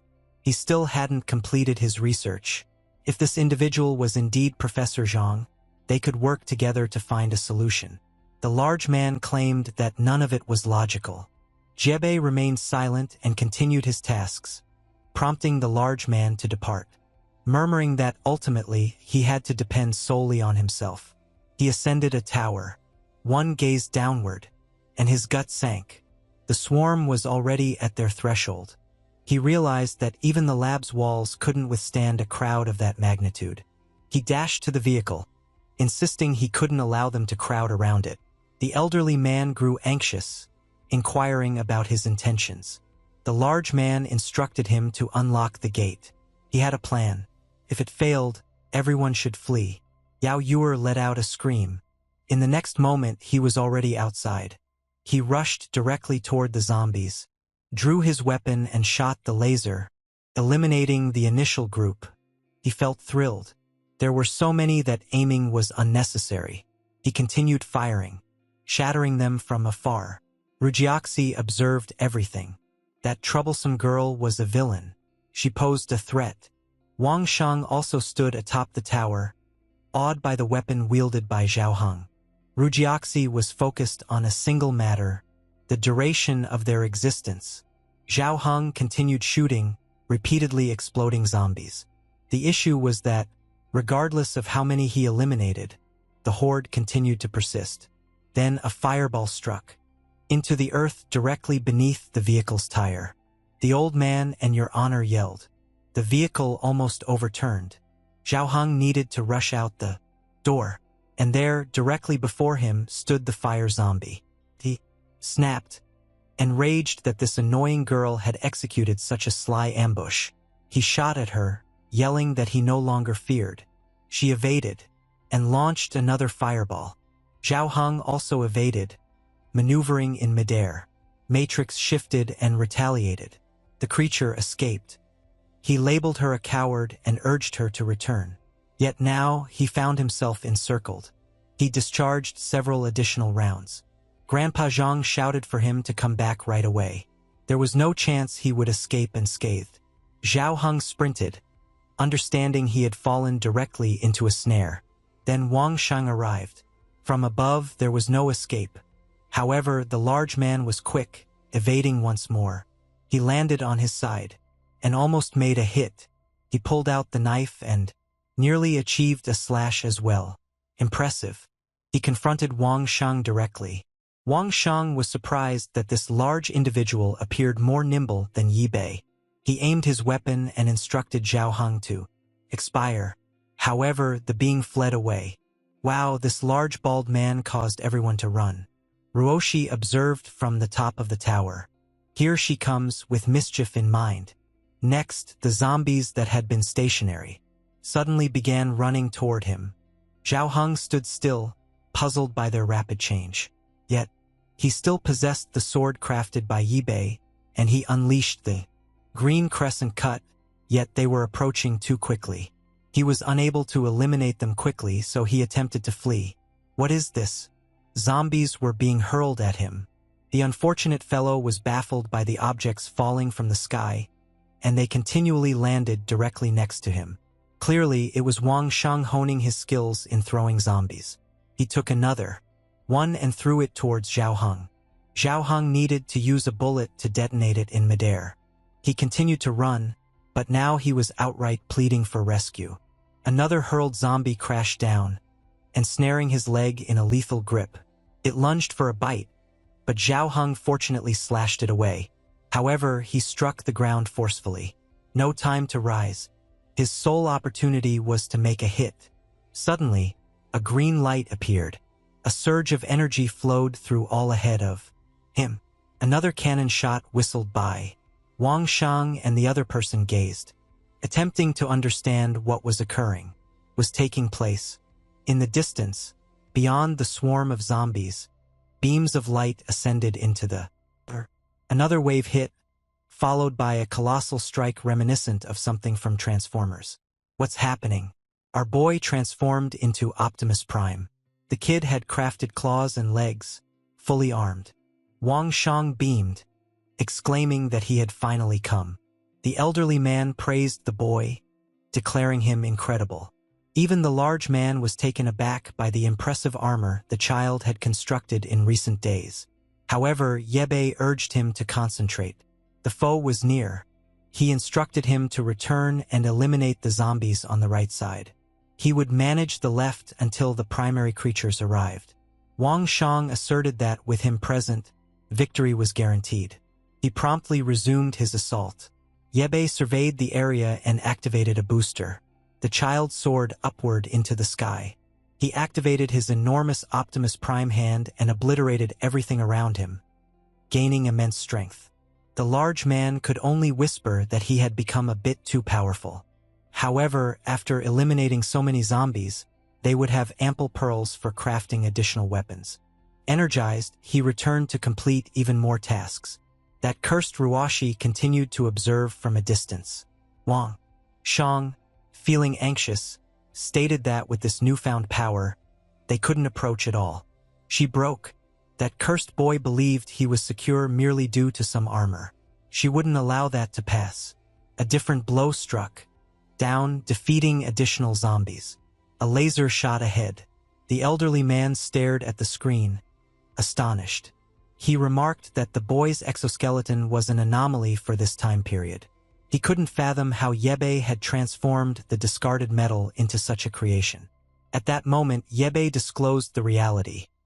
The metal originated from within the zombies' skulls. The old man stood still, shocked.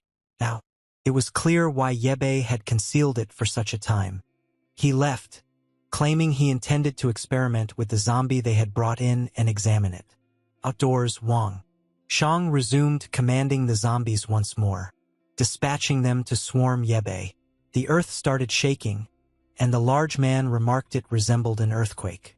Yi Bei urged him to stop overthinking and continue fighting. Yi Bei then observed something unusual. The zombies leaped in his direction. As they approached, Ruashi tightened her grip, hand, and the beings burst apart directly in front of him. Yi Bei was completely unaware of the situation. Ruashi chuckled, remarking he would soon perish. She, continually unleashing waves of zombies that exploded right in his face. Yebe couldn't recall zombies self-destructing like this in his previous life. Wang Shang observed from the sidelines. Zhou Bo remarked that it resembled a battle between deities, and they couldn't intervene.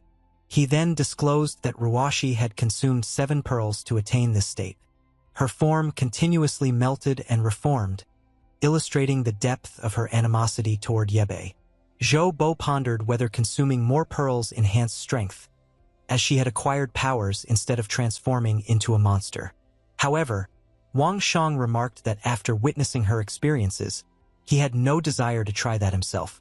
Ruashi continued to send zombies to burst out in front of Yebe. He realized someone was manipulating them by now. He pivoted, deflected a strike, and shot a projectile at the tower. The boy's aim was spot on, forcing Ruashi to evade. Wang Shang shouted her name, and in her haste, she nearly stumbled. Yet she succeeded in floating. Then she halted. Yebe stood directly in front of her, holding Optimus Prime's enormous hand. He shot once more, and she pulled zombies up as barriers. She summoned a complete barrier of creatures, yet they were on the verge of being swept away. She continued to direct them. He simply jumped over the chaos and entered with a powerful punch. She hardly moved to the side. Yebe extended his massive hand once more. She joined the 1v1 and activated hers as well. But wow, she got hit directly in the mouth. The unfortunate girl was propelled a great distance. Prior to her being able, he pinned her to the ground in reaction. Optimus Prime triumphed. Waifu nil. Yebe remarked that if she had survived those shots, she must have ingested the pearls. He inquired about the quantity she'd consumed. She remained silent, simply attempted to unleash the energy in her hand. Next arrived the thundering strike. It's best if you avoid any further attempts, warrior. She cried out in pain. He informed her that in their previous existence, she had caused him to lose an arm as well, and today she would face the consequences. Then he noticed a sound nearby. Wang Xing burst in, frantic, pleading for him to release her. Yebe simply opened his massive hand and shot. The creature evaded and began to circle him. He attempted to seize the opportunity and leaped in. Without hesitation, our boy struck Wang Xing's arm while holding Ruashi's hand. He triggered it with the other laser and struck him directly in the chest. Tough break for the fool. He went soaring. Witnessing Wang Xing down and Ruashi taken effortlessly, Zhou Bo realized she stood no chance. Her only viable choice was to flee. Ruashi remained pinned beneath the enormous robot. Yebe remarked it was insane. She could genuinely be among the chosen ones, having ingested pearls while maintaining her human shape. Yet he was also aware of her potential danger. To prevent future issues, he decided to end her now. Right as he was about to smash, the zombies began changing her. Yebe was stunned. How did they achieve rank 1 so quickly?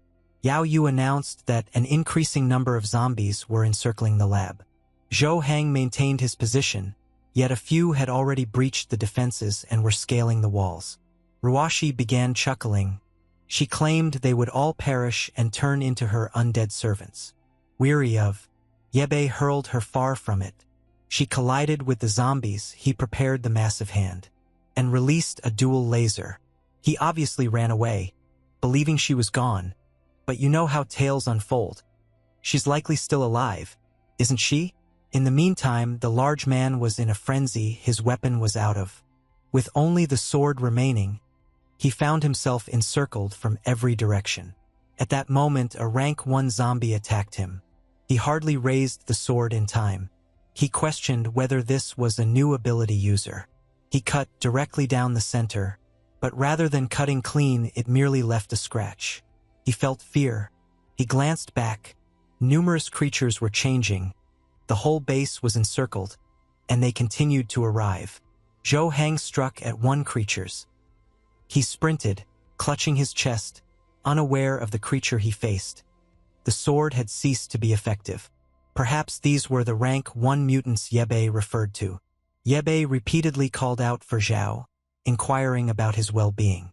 Simultaneously, several creatures leaped over the barrier and began approaching the research zone. Sang remained focused on his research, oblivious to the events unfolding outside. Sal attempted to flee but couldn't locate Yebe and was unsure how to re-enter the base. Suddenly, Optimus Prime appeared and seized the large individual. Sal was thrilled and inquired whether their son could fly now. Yebe replied it was merely a jump with some gliding. He then commanded him to eliminate the creatures advancing towards the lab. Eliminating these rank 1 creatures required multiple strikes, and he had to proceed with caution. They were significantly more nimble than in the past.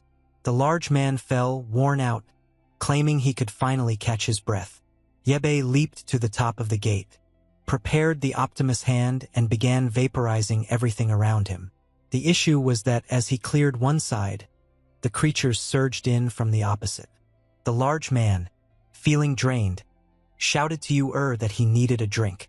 Suddenly, he noticed a sound close by, and noticed a being approaching nearer. It was nearly upon him.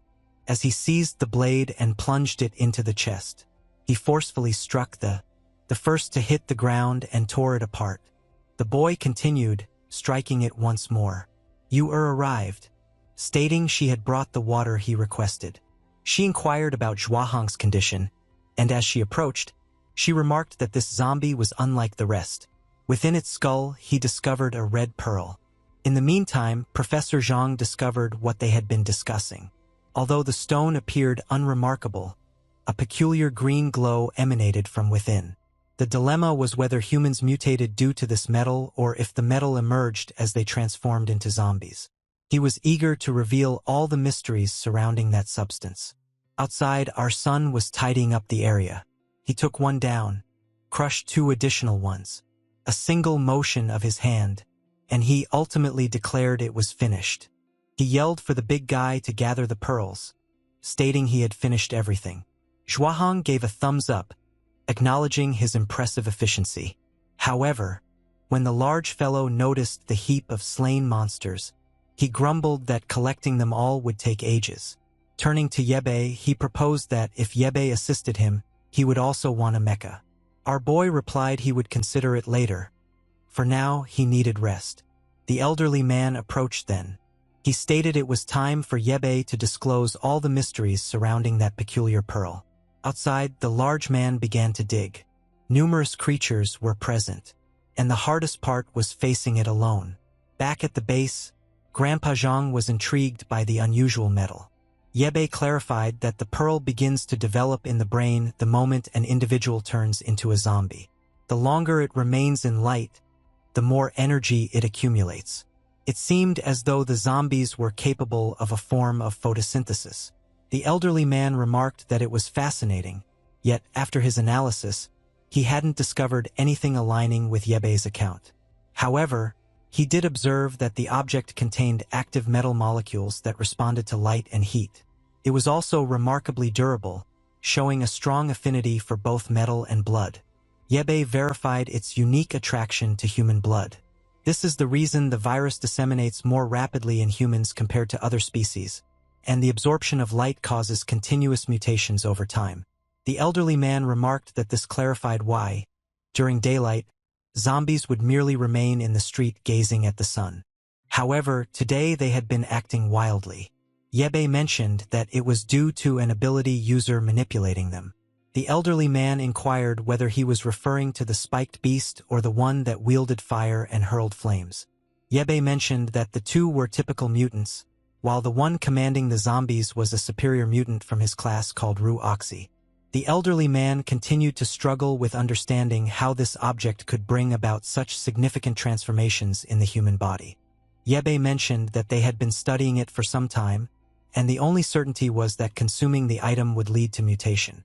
Ability users had consistently posed a danger, necessitating their elimination upon discovery.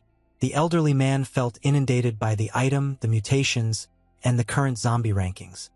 He informed our protagonist that his school certainly hadn't covered any of this, prompting Yebe to suggest that he might share the information later, though it would be more beneficial for the old man to uncover the truth through his own investigations. The elderly man expressed his desire to view the new weapons created by Yebe. Yebe, exhausted, agreed as long as the Mega remained intact since he planned to use it again. The old man departed, thrilled. Yebe mentioned he would sleep, feeling utterly fatigued. Yura merely observed. She had intended to seek our boy's assistance in saving her father today, but she realized he had been fighting all day and must be worn out. Thus, she spread a tiny blanket atop him and sat next to him, reflecting on how deeply she missed her father. The sun had begun to set. Outside, the large man was so exhausted he could barely move. He imagined how incredible it would be to possess a tool that could effortlessly retrieve those pearls. Unbeknownst to him, a creature observed him closely. It was Zhubo. She believed it was finished after thousands of zombies perished in just one day.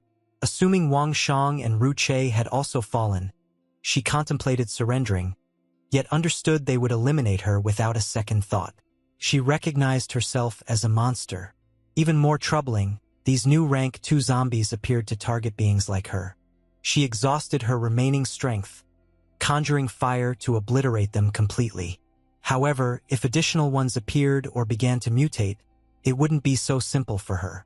The sole solution she envisioned was to consume more pearls and gain strength. Then she stood still. Perched in a tree was the albino, that cursed Offong simply gazing at her. She was ready to talk, but he reached out a hand then, darted off in a different direction. He fled. For a moment it seemed she might pursue him. At the base, Yura was sleeping. The large man rested next to her, exhausted from carrying everything back. During the night's quiet hours, Yura awakened and noticed Yuba was already. As usual, the apocalyptic mechanic was in the shop. Torch held low, turned back. At it, dawn arrived, and we found ourselves at that convenience store once again. Yura's father moved closer. He entered searching for her, but the area was in ruins. He discovered a note she had written on a table. She had left to search him. Now he was completely unaware of her location. Outside, zombies occupied the space. As always, they remained motionless, glistening eyes, gazing at the sun. Returning to the base, a spiky Batmobile was created. Armored, for massive tires, the man preparing to drive it had a broad smile on his face. Yubao was truly extraordinary. The boy constructed an entire car overnight. The large man, intrigued, inquired if it was crafted from unique materials and if it could morph into a mecha. Yubao replied that it was merely an ordinary car, though he had utilized 2,000 pearls and zombie pearls. The large man claimed it fit him flawlessly and inquired about when they could test. He was eager to get out there and locate Yubao's father. However, Yubao instructed them to hold on. This time, she insisted on going as well. Yubao refused. The area was swarming with rank 1 zombies. She argued that she had obeyed every command until now, but this time, she had to search for her father on her own. Yubao urged her to cease her stubbornness, or he would request the professor to confine her in the lab. Yubao burst into tears, shouting for her dad. The large man barked at Yubao. Why did he upset her? Professor Zhang showed up and advised her to relax. He revealed a newly repaired drone to her, his initial creation utilizing that uncommon material. It had the capacity to hold significantly more energy, endure longer, and enhance communication and stability. She could remain secure at the base while continuing to assist in the search for her father. Yubao complimented him, noting he quickly mastered the use of the item. The elderly man chuckled, claiming he wasn't an actual professor, yet he had still succeeded in creating something akin to this. Yubao completed the car preparations and informed the large man that it was time to leave. Zhao Hang was nearly buzzing with excitement as he started the rhino. Yubao warned them to exercise caution. The large man hit the gas, and the Batmobile surged out of the base, tearing through the woods. He was in disbelief. Every ground resembled pavement. Next, they took to the road, navigating past deserted vehicles. His new vehicle rendered the others insignificant. Eventually, Yubao mentioned they had seen her father nearby in this vicinity. They ventured further into the city, yet the large man scowled. Felt strange. No zombies. Then one of them grinned. Zombies filled the rooftops. In an instant, they attacked the car, forging the metal. Large figures crashed and scratched, struggling to pry it open, but it wouldn't budge. One leaned against the windshield while the large man shouted at it to move out of his line of sight. He looked at Yu Bao. Were there any weapons in the car? Yu Bao mentioned that gunpowder was ineffective, so he had a superior option ready. The moment he pushed a button, the entire vehicle illuminated with a green electric glow. Lightning struck and impacted the zombies, and they vanished instantly. I gazed, equally shocked as the large man, Zhao, with his mouth agape. The main character remarked that with so many rank 1 zombies present, survival was impossible. They had to alter their course. They chose a different path, yet on a building's peak, someone observed. The individual grinned. This seemed intriguing. They arrived at what appeared to be a shopping center. The large man mentioned that this was the location where they'd spotted her father on the cameras. Our son instructed them to deploy the drone and had Yu Air commence the search. She piloted the drone, inspecting space after space. The large man inquired about what they were meant to do in the interim.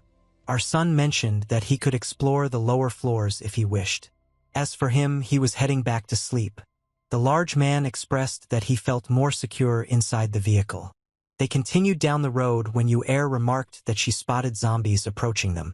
They might as well keep driving around.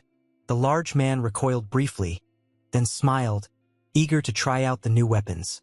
He pressed a button. Spikes erupted from the tires. He accelerated directly towards the beings and cut through all. A different button activated a laser and wiped out half the street. Yu Air warned him to exercise caution. Her father might be in one of those homes. He pressed the next button, wishing it wouldn't cause too much damage. A meat grinder appeared before the vehicle. He dashed past the initial creatures, and the system notified him he had acquired another pearl.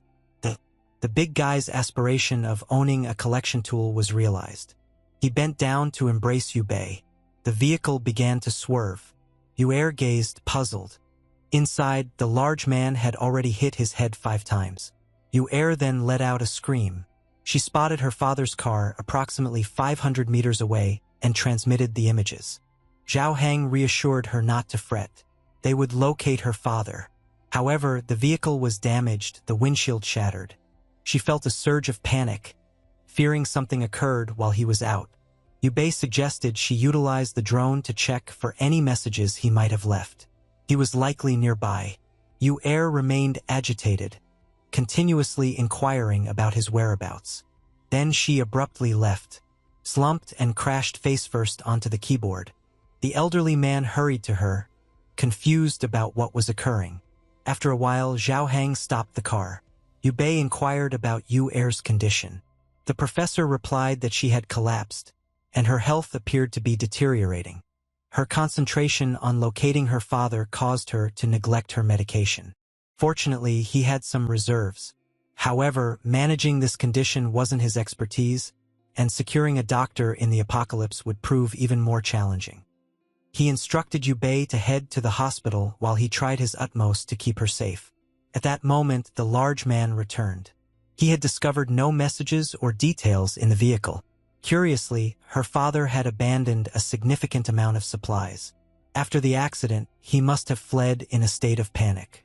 The large man discovered something additional: unmarked black boxes containing peculiar pills without any logos or labels. The main character mentioned they could be medication. They planned to return to Zhang for verification. They started the vehicle and drove towards the hospital. The professor mentioned he would remain with Yu Bei for the time being, which meant he couldn't assist with the drones. In the car, the large man appeared devastated upon discovering Yu Bei had leukemia. It became clear to him why Yu Bei had prevented her from joining them. He began discussing the search for medication, but Yu Bei interrupted, instructing him to be quiet and drive to the hospital. Yu Bei realized that in 2 years, the city's resources would deplete, transforming the area into a desolate wasteland. Even more concerning, the decline was occurring more rapidly than he had anticipated. Perhaps, ultimately, he would be powerless to effect any change. It might be wiser to consider an alternative rather than allowing her to exist in this bleak reality. the setting changed. A liquid was injected into Zobo's arm. It instantly started to regenerate. She looked on, bewildered by how that could happen. Her flames had come back. The woman with blonde hair in the hat remarked on how impressive her fire abilities were. Zobo expressed gratitude and inquired about his organization. The blonde extended his arms and stated they focused on assembling individuals with talents.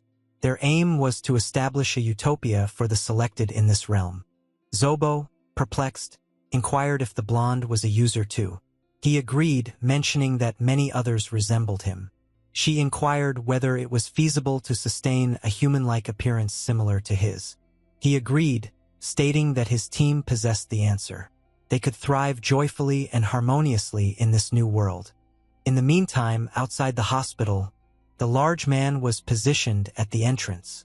Before him, graffiti cautioned that this area was off-limits and to keep away. He informed our boy that the location was taken. So what would they do? Yebe responded in Optimus Prime mode that given its strategic significance, this was anticipated. He then disregarded the warning and forcefully made his entrance. The large man found it odd how silent everything seemed. He continually received warnings urging them to retreat or face death. Yebe instructed them to explore various locations while maintaining communication via the headphones. As they moved, the large man expressed that this was the second place he despised the most globally. Despite his aversion to disinfectant scent, he began to inhale the air nonetheless. During this apocalypse, disinfectant was not being used, right?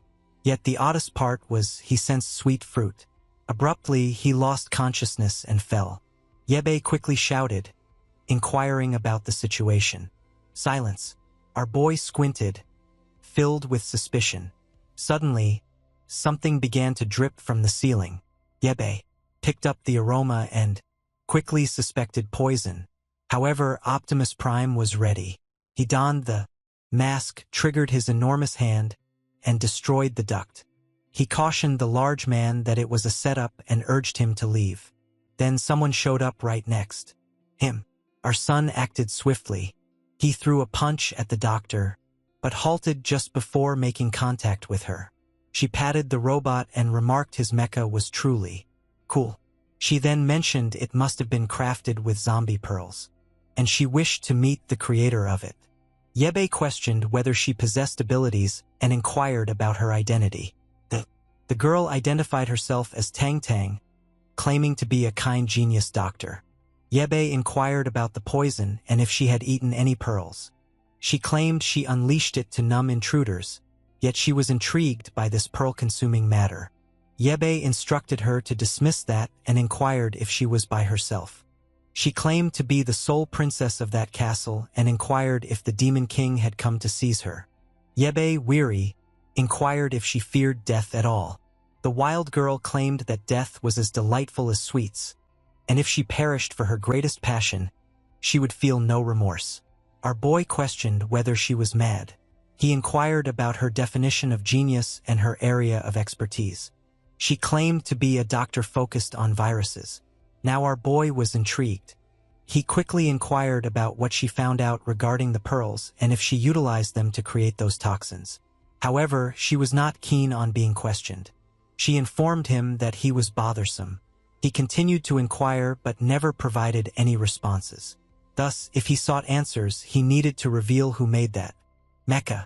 The boy paused before mentioning a research institute, offering to take her there if she wished. Her face brightened, but she cautioned him that she had one more request, which he needed to consent to. The setting changed to a barren road. A vehicle stationed in an isolated area. Yao Hang shouted for Hakan, inquiring about her whereabouts. The girl replied that she despised those who failed to keep their promises and inquired if a person named Xiaoqi was present. The motorcyclist, clearly Xiaoqi, mentioned that they would return and get married after completing the mission. Someone reminded them to cease their flirting during the task. A truck began to come closer. The trio eagerly exclaimed that, just as Xiao had indicated, they would stick to the plan. The truck drove past the car, and they prepared for the signal. However, the large man inquired, Xiaoqi, where on earth was the signal? Unfortunate Hakan had been struck by the truck. At the same time, Xiaoqi attempted to flee, claiming things were becoming strange. A different vehicle arrived behind the big guys. At that moment, he understood their scheme had been uncovered. The large man startled awake. It was merely a dream. He had lost consciousness due to the girl's poison. The doctor faced him with a self-satisfied expression, and Yebe inquired if he had rested adequately. He blinked in confusion as the wild girl laughed. She informed him that she had developed a unique toxin that rendered individuals unconscious for a full 3 hours. The intriguing aspect, she added, was that without the antidote she provided, his body would have transformed into a pool of blood. Yebe instructed them to cease their conversation and begin loading the items into the vehicle. Tang Tang kindly requested Zhao Hang's assistance, but he was slow to respond. Her expression shifted instantly as she warned him to pay attention or risk finding himself in one of those jars. The unfortunate fellow seized the jars and started moving. She expressed gratitude, labeling them true gentlemen. In the meantime, Yebe sought to uncover her true identity. He recalled that intoxicating poison from his previous life. In the future, this kind of fearsome gas would become a primary method for combating zombies. If this girl was among the pioneers of such an invention, she was definitely valuable to the team and deserving of support in its development. At the very least, he couldn't allow someone of her caliber to end up with another gang.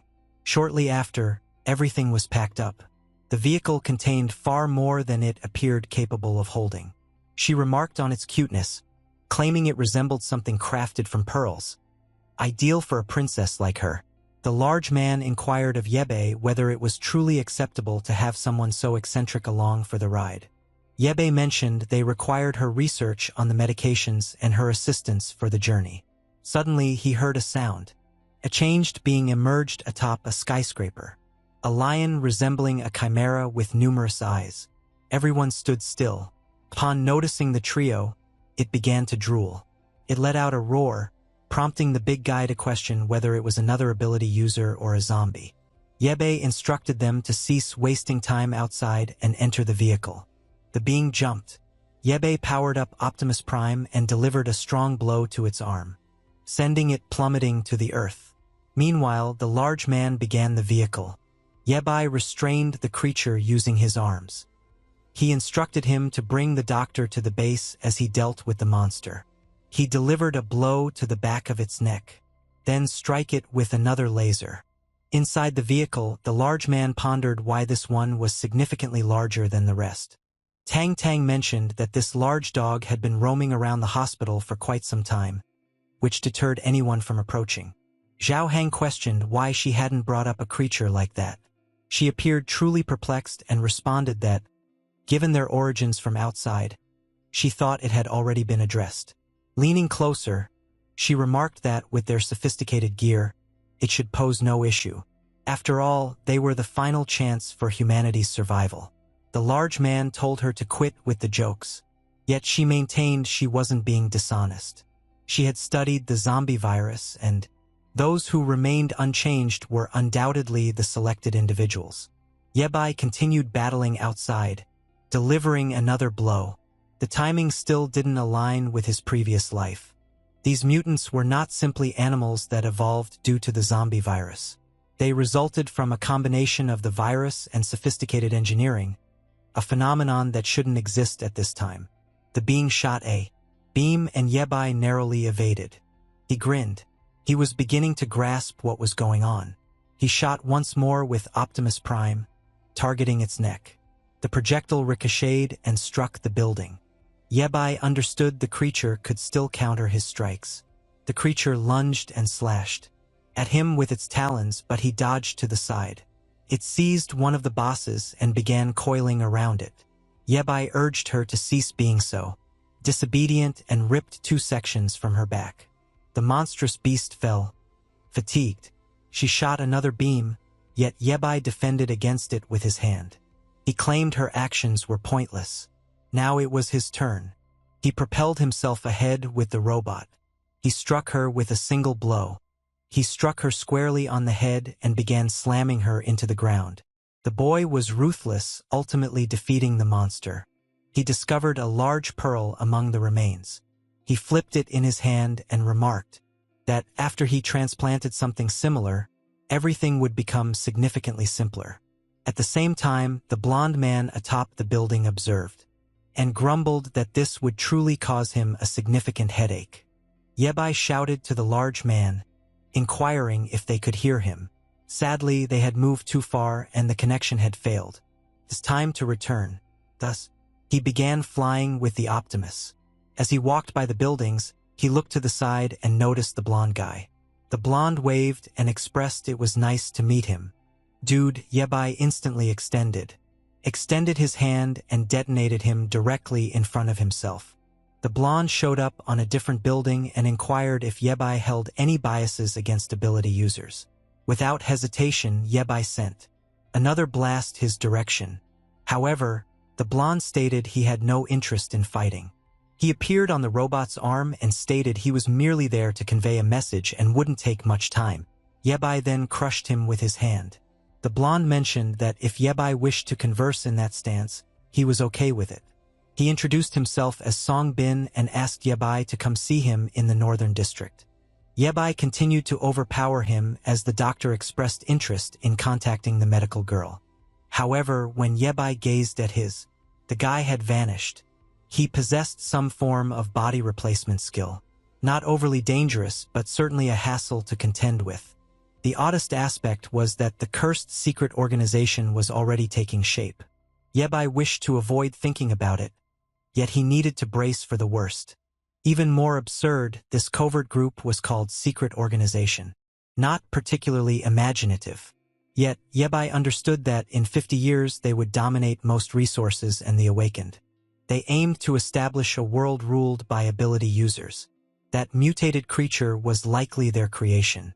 They had probably been observing him for some time.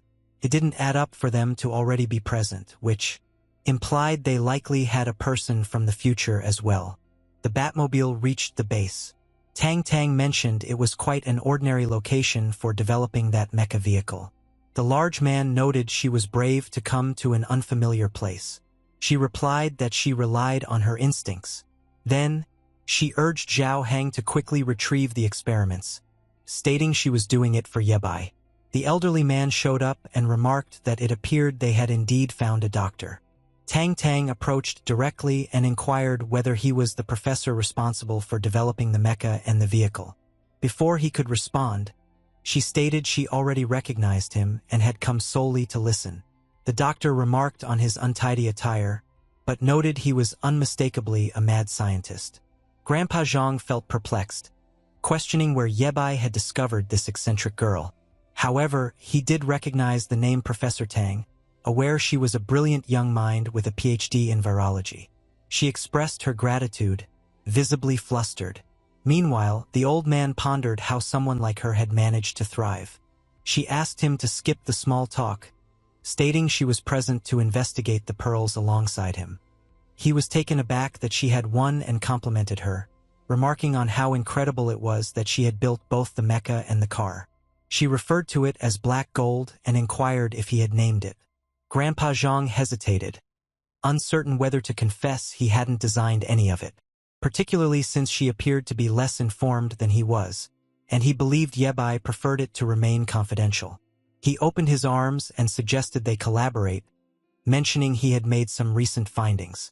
However, she first needed to assist him with another task. The setting changed to the medical room, with Yabai resting in bed. After some time, Tang emerged, and the professor inquired about her well-being. Tang removed her mask and inquired whether Yabai was his granddaughter. The elderly man replied not precisely, but he regarded her in that way. Tang made a hand signal and the man inquired whether that indicated the girl was fine. Tang replied negatively. The elderly man inquired if that indicated she had 3 years remaining. Tang clarified that she actually had 3 months. She had encountered numerous individuals with the same condition and couldn't comprehend how the girl was still living. She refused to undergo any treatment in this condition, and the most troubling aspect was that there wasn't much they could do. Tang inquired whether she was implying that he should simply accept the girl's impending death. Tang suggested that they might utilize it. After some time, you started to awaken. She listened as the elderly man outside inquired whether they were truly going to provide her that medicine. Tang mentioned it wasn't precisely that. She was considering utilizing the material to develop a novel type of medication. In certain experiments, she observed that the material appeared to release energy capable of rejuvenating nearby cells. The elderly man explained that was the reason some individuals experienced that change. She questioned what kind of fool would partake in it. He replied that he had witnessed 2 people use it and gain immense strength. Tang paused briefly before stating that, apart from certain death, she couldn't envision any other outcomes. She urged him to concentrate on the actual issue, creating a remedy from the substance to assist the girl in need. Time was limited, and they needed to ensure she wouldn't transform into a monster as well. Zhao Heng finally positioned the last item on the shelf. Gazing at it, he struggled to understand why she cherished these things so deeply. Tang entered and expressed her gratitude to him, immediately inquiring if Yu Warren's condition could be treated. She replied that, with the right approach, it might be possible. He mentioned he would check on Yu Bei, but she assured him it wasn't necessary. He appeared to be managing well. As he prepared to leave, she brought up the search for Yu Warren's father. He confirmed they were actively looking. Tang insisted they locate him swiftly, as he could assist with her treatment. In the city, Yu Bei was atop a building alongside a massive robot. The sun shone brightly, and he still had not located Yu Warren's father. He chose to soar and search for water, until he noticed a shopping mall and went inside. He broke through the glass, and found themselves facing a pool. There was water, indeed, but it was not suitable for drinking. Suddenly, he heard an unusual noise and approached it. Something darted by him. He spun the robot around, and shot a laser. Suddenly, the creature crashed through the wall and pounced towards him. It was enormous. Fortunately, the robotic arms were enormous. Yu Bei gazed at the new creature and lifted his hand to shoot once more. Yet the beast pushed him aside. He crashed against the wall. He swore at the creature and shot again. Yet it evaded effortlessly, and approached him from the side. Yu Bei delivered a punch, but it was too quick and vanished once more. He struck a blow, yet Yu Bei seized control of, pulled it to the side and crashed it down. He turned on the laser struck the monster directly in the neck, causing it to collapse. Off, and a woman stepped out from it. These beings were firing now. Yu Bei stood still, stunned. In the meantime, outside on the street, the large man looked for Yu Bei, only locating him when the drone powered on. It existed. Yu Bei inquired whether they remained outside. He advised her to relax and allow them to manage the search. She mentioned she struggled to sleep and felt improved collaborating with them. He advised her it was fine, but not to overdo it. Difficult. She powered up the drone and continued searching. Before long, she noticed something unusual, and the large man inquired about what it was. Yu Bei reported that a strange group of zombies was moving towards the construction site. They questioned whether any survivors could be present. She noticed a girl resting atop a container. The large man peered into the camera and claimed he knew her. Yu Bei inquired how. He mentioned that she had been taken by that man previously, but she managed to escape, and they never encountered her again. Yu Bei mentioned they needed to assist her. The large man engaged the vehicle's claws. Clearly, he fought through the zombies, slicing them. The girl atop the container appeared perplexed. Yu Bei advised her to be patient and seize the opportunity to leap into the car. Yu Bei Heng continued to destroy everything in his. He drove up near and yelled for the girl to hop in. She leaped into the rear. Yu Bei announced that it was time to leave. The girl entered cautiously, inquiring about their identities. The large man smiled and announced they were the rescue team. In the meantime, elsewhere, on the side, Yu Bei endured his usual punishment, crashing into the wall once more. And the creature lunged in for the final strike. Yu Bei shielded his face, aware he couldn't bear to see it. The issue was that his face cover had been compromised in the last battle. rendering it unusable once more. The creature struck with an attack that almost grazed him. He shot another laser, but that thing was just too quick. Once more its tail struck him. He plunged into the pool like an fool and understood he had been negligent. He submerged beneath the water as the creature prepared for another attack. At that moment he was immobile. Spikes started to emerge from the pool, and he questioned whether he would meet his end there. Suddenly, a light illuminated, and the beast received a blow to the eye. Dude, it was the large figure in the Batmobile, stating that the Doomsday Rescue crew had come. The creature paused, bewildered, then chose to flee.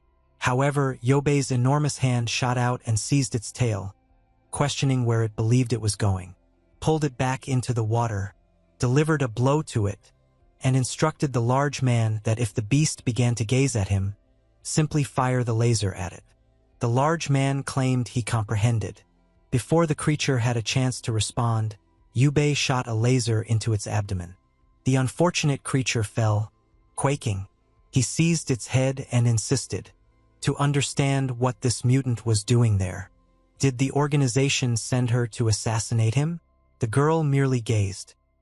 He instructed her to open her mouth, or he'd smash her head. She responded only after he brought up the secret organization. Lena, feeling hopeless, expressed her refusal to return, while the large man questioned how this girl had transformed into a monster as well.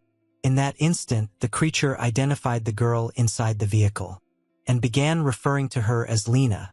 Yubei instructed her to remain motionless, threatening to end her life. Lena exited the vehicle and inquired if the being was Annie. Under Yobei's touch, the creature continued to call for her. The large man suggested to Yubei that she might be another individual altered by the black substance. Lena approached her sister and inquired how she had found herself in this situation. The girl claimed that an organization had conducted experiments on her. She struggled to articulate the situation she was in. Yubei instructed Lena to leave, claiming he would put an end to her pain. Lena pleaded with him to spare her life. She remained his sister, even transformed. Yura positioned himself before Yubei and requested that he pause. Yubei cautioned her to move aside, or he would destroy that drone. Yubei implored that they had only just come together, and he couldn't end her life. However, Yubei contended that anyone who underwent transformation possessed a highly unstable mindset, making it too risky to spare her. Nevertheless, Lena remained still, simply weeping alongside her sister. Yorb pleaded with Yorb to allow them to converse and understand what occurred. Yorb reminded her that this being had almost taken his life, and he wouldn't allow her to escape unscathed. The large man proposed that they express gratitude to Yorb, as they wouldn't have made it on time without her. With that, Yorb withdrew. He let the creature go and departed, referring to them as a group of fools. The creature rose and inquired if they belonged to the secret organization. Yorb replied no, stating they were merely passing through the city in search of survivors. Annie revealed that following the transformation, she had successfully fled, yet the organization continued to dispatch enormous dogs to track her in this location. Yorb inquired about her reasons for attacking him. Annie replied that fear made her believe he was affiliated with the organization. She approached Lena, expressing relief that she was fine and assuring her that she had no plans to harm anyone present. Yorb appeared relieved and proposed that Annie join them. They were researching zombies close by and she might assist. Lena inquired whether they could truly be involved in that. Yorb responded that it would be a joy to assist others. The sole issue was that the monster couldn't fit in the car. Annie promised Lena she would accompany her anywhere. The large man questioned Ye about her certainty in bringing such a monster back home. Ye responded that they were merely two sisters in peril, and it was everyone's duty to assist them. Yorb entered the vehicle and took a seat. Noticing this, the large man stated that since Yorb wasn't objecting, it was time to return. Thus, with the vehicle, the drone, and the beast, they departed. The large individual was astonished that the creature could move as swiftly as they did. Eventually, they returned to the base after some time. The doctor and Tang stood still upon seeing the creature. and promptly insisted on understanding what was happening. Lena shared her name and mentioned residing in the East. However, when the catastrophe occurred, she and her sister took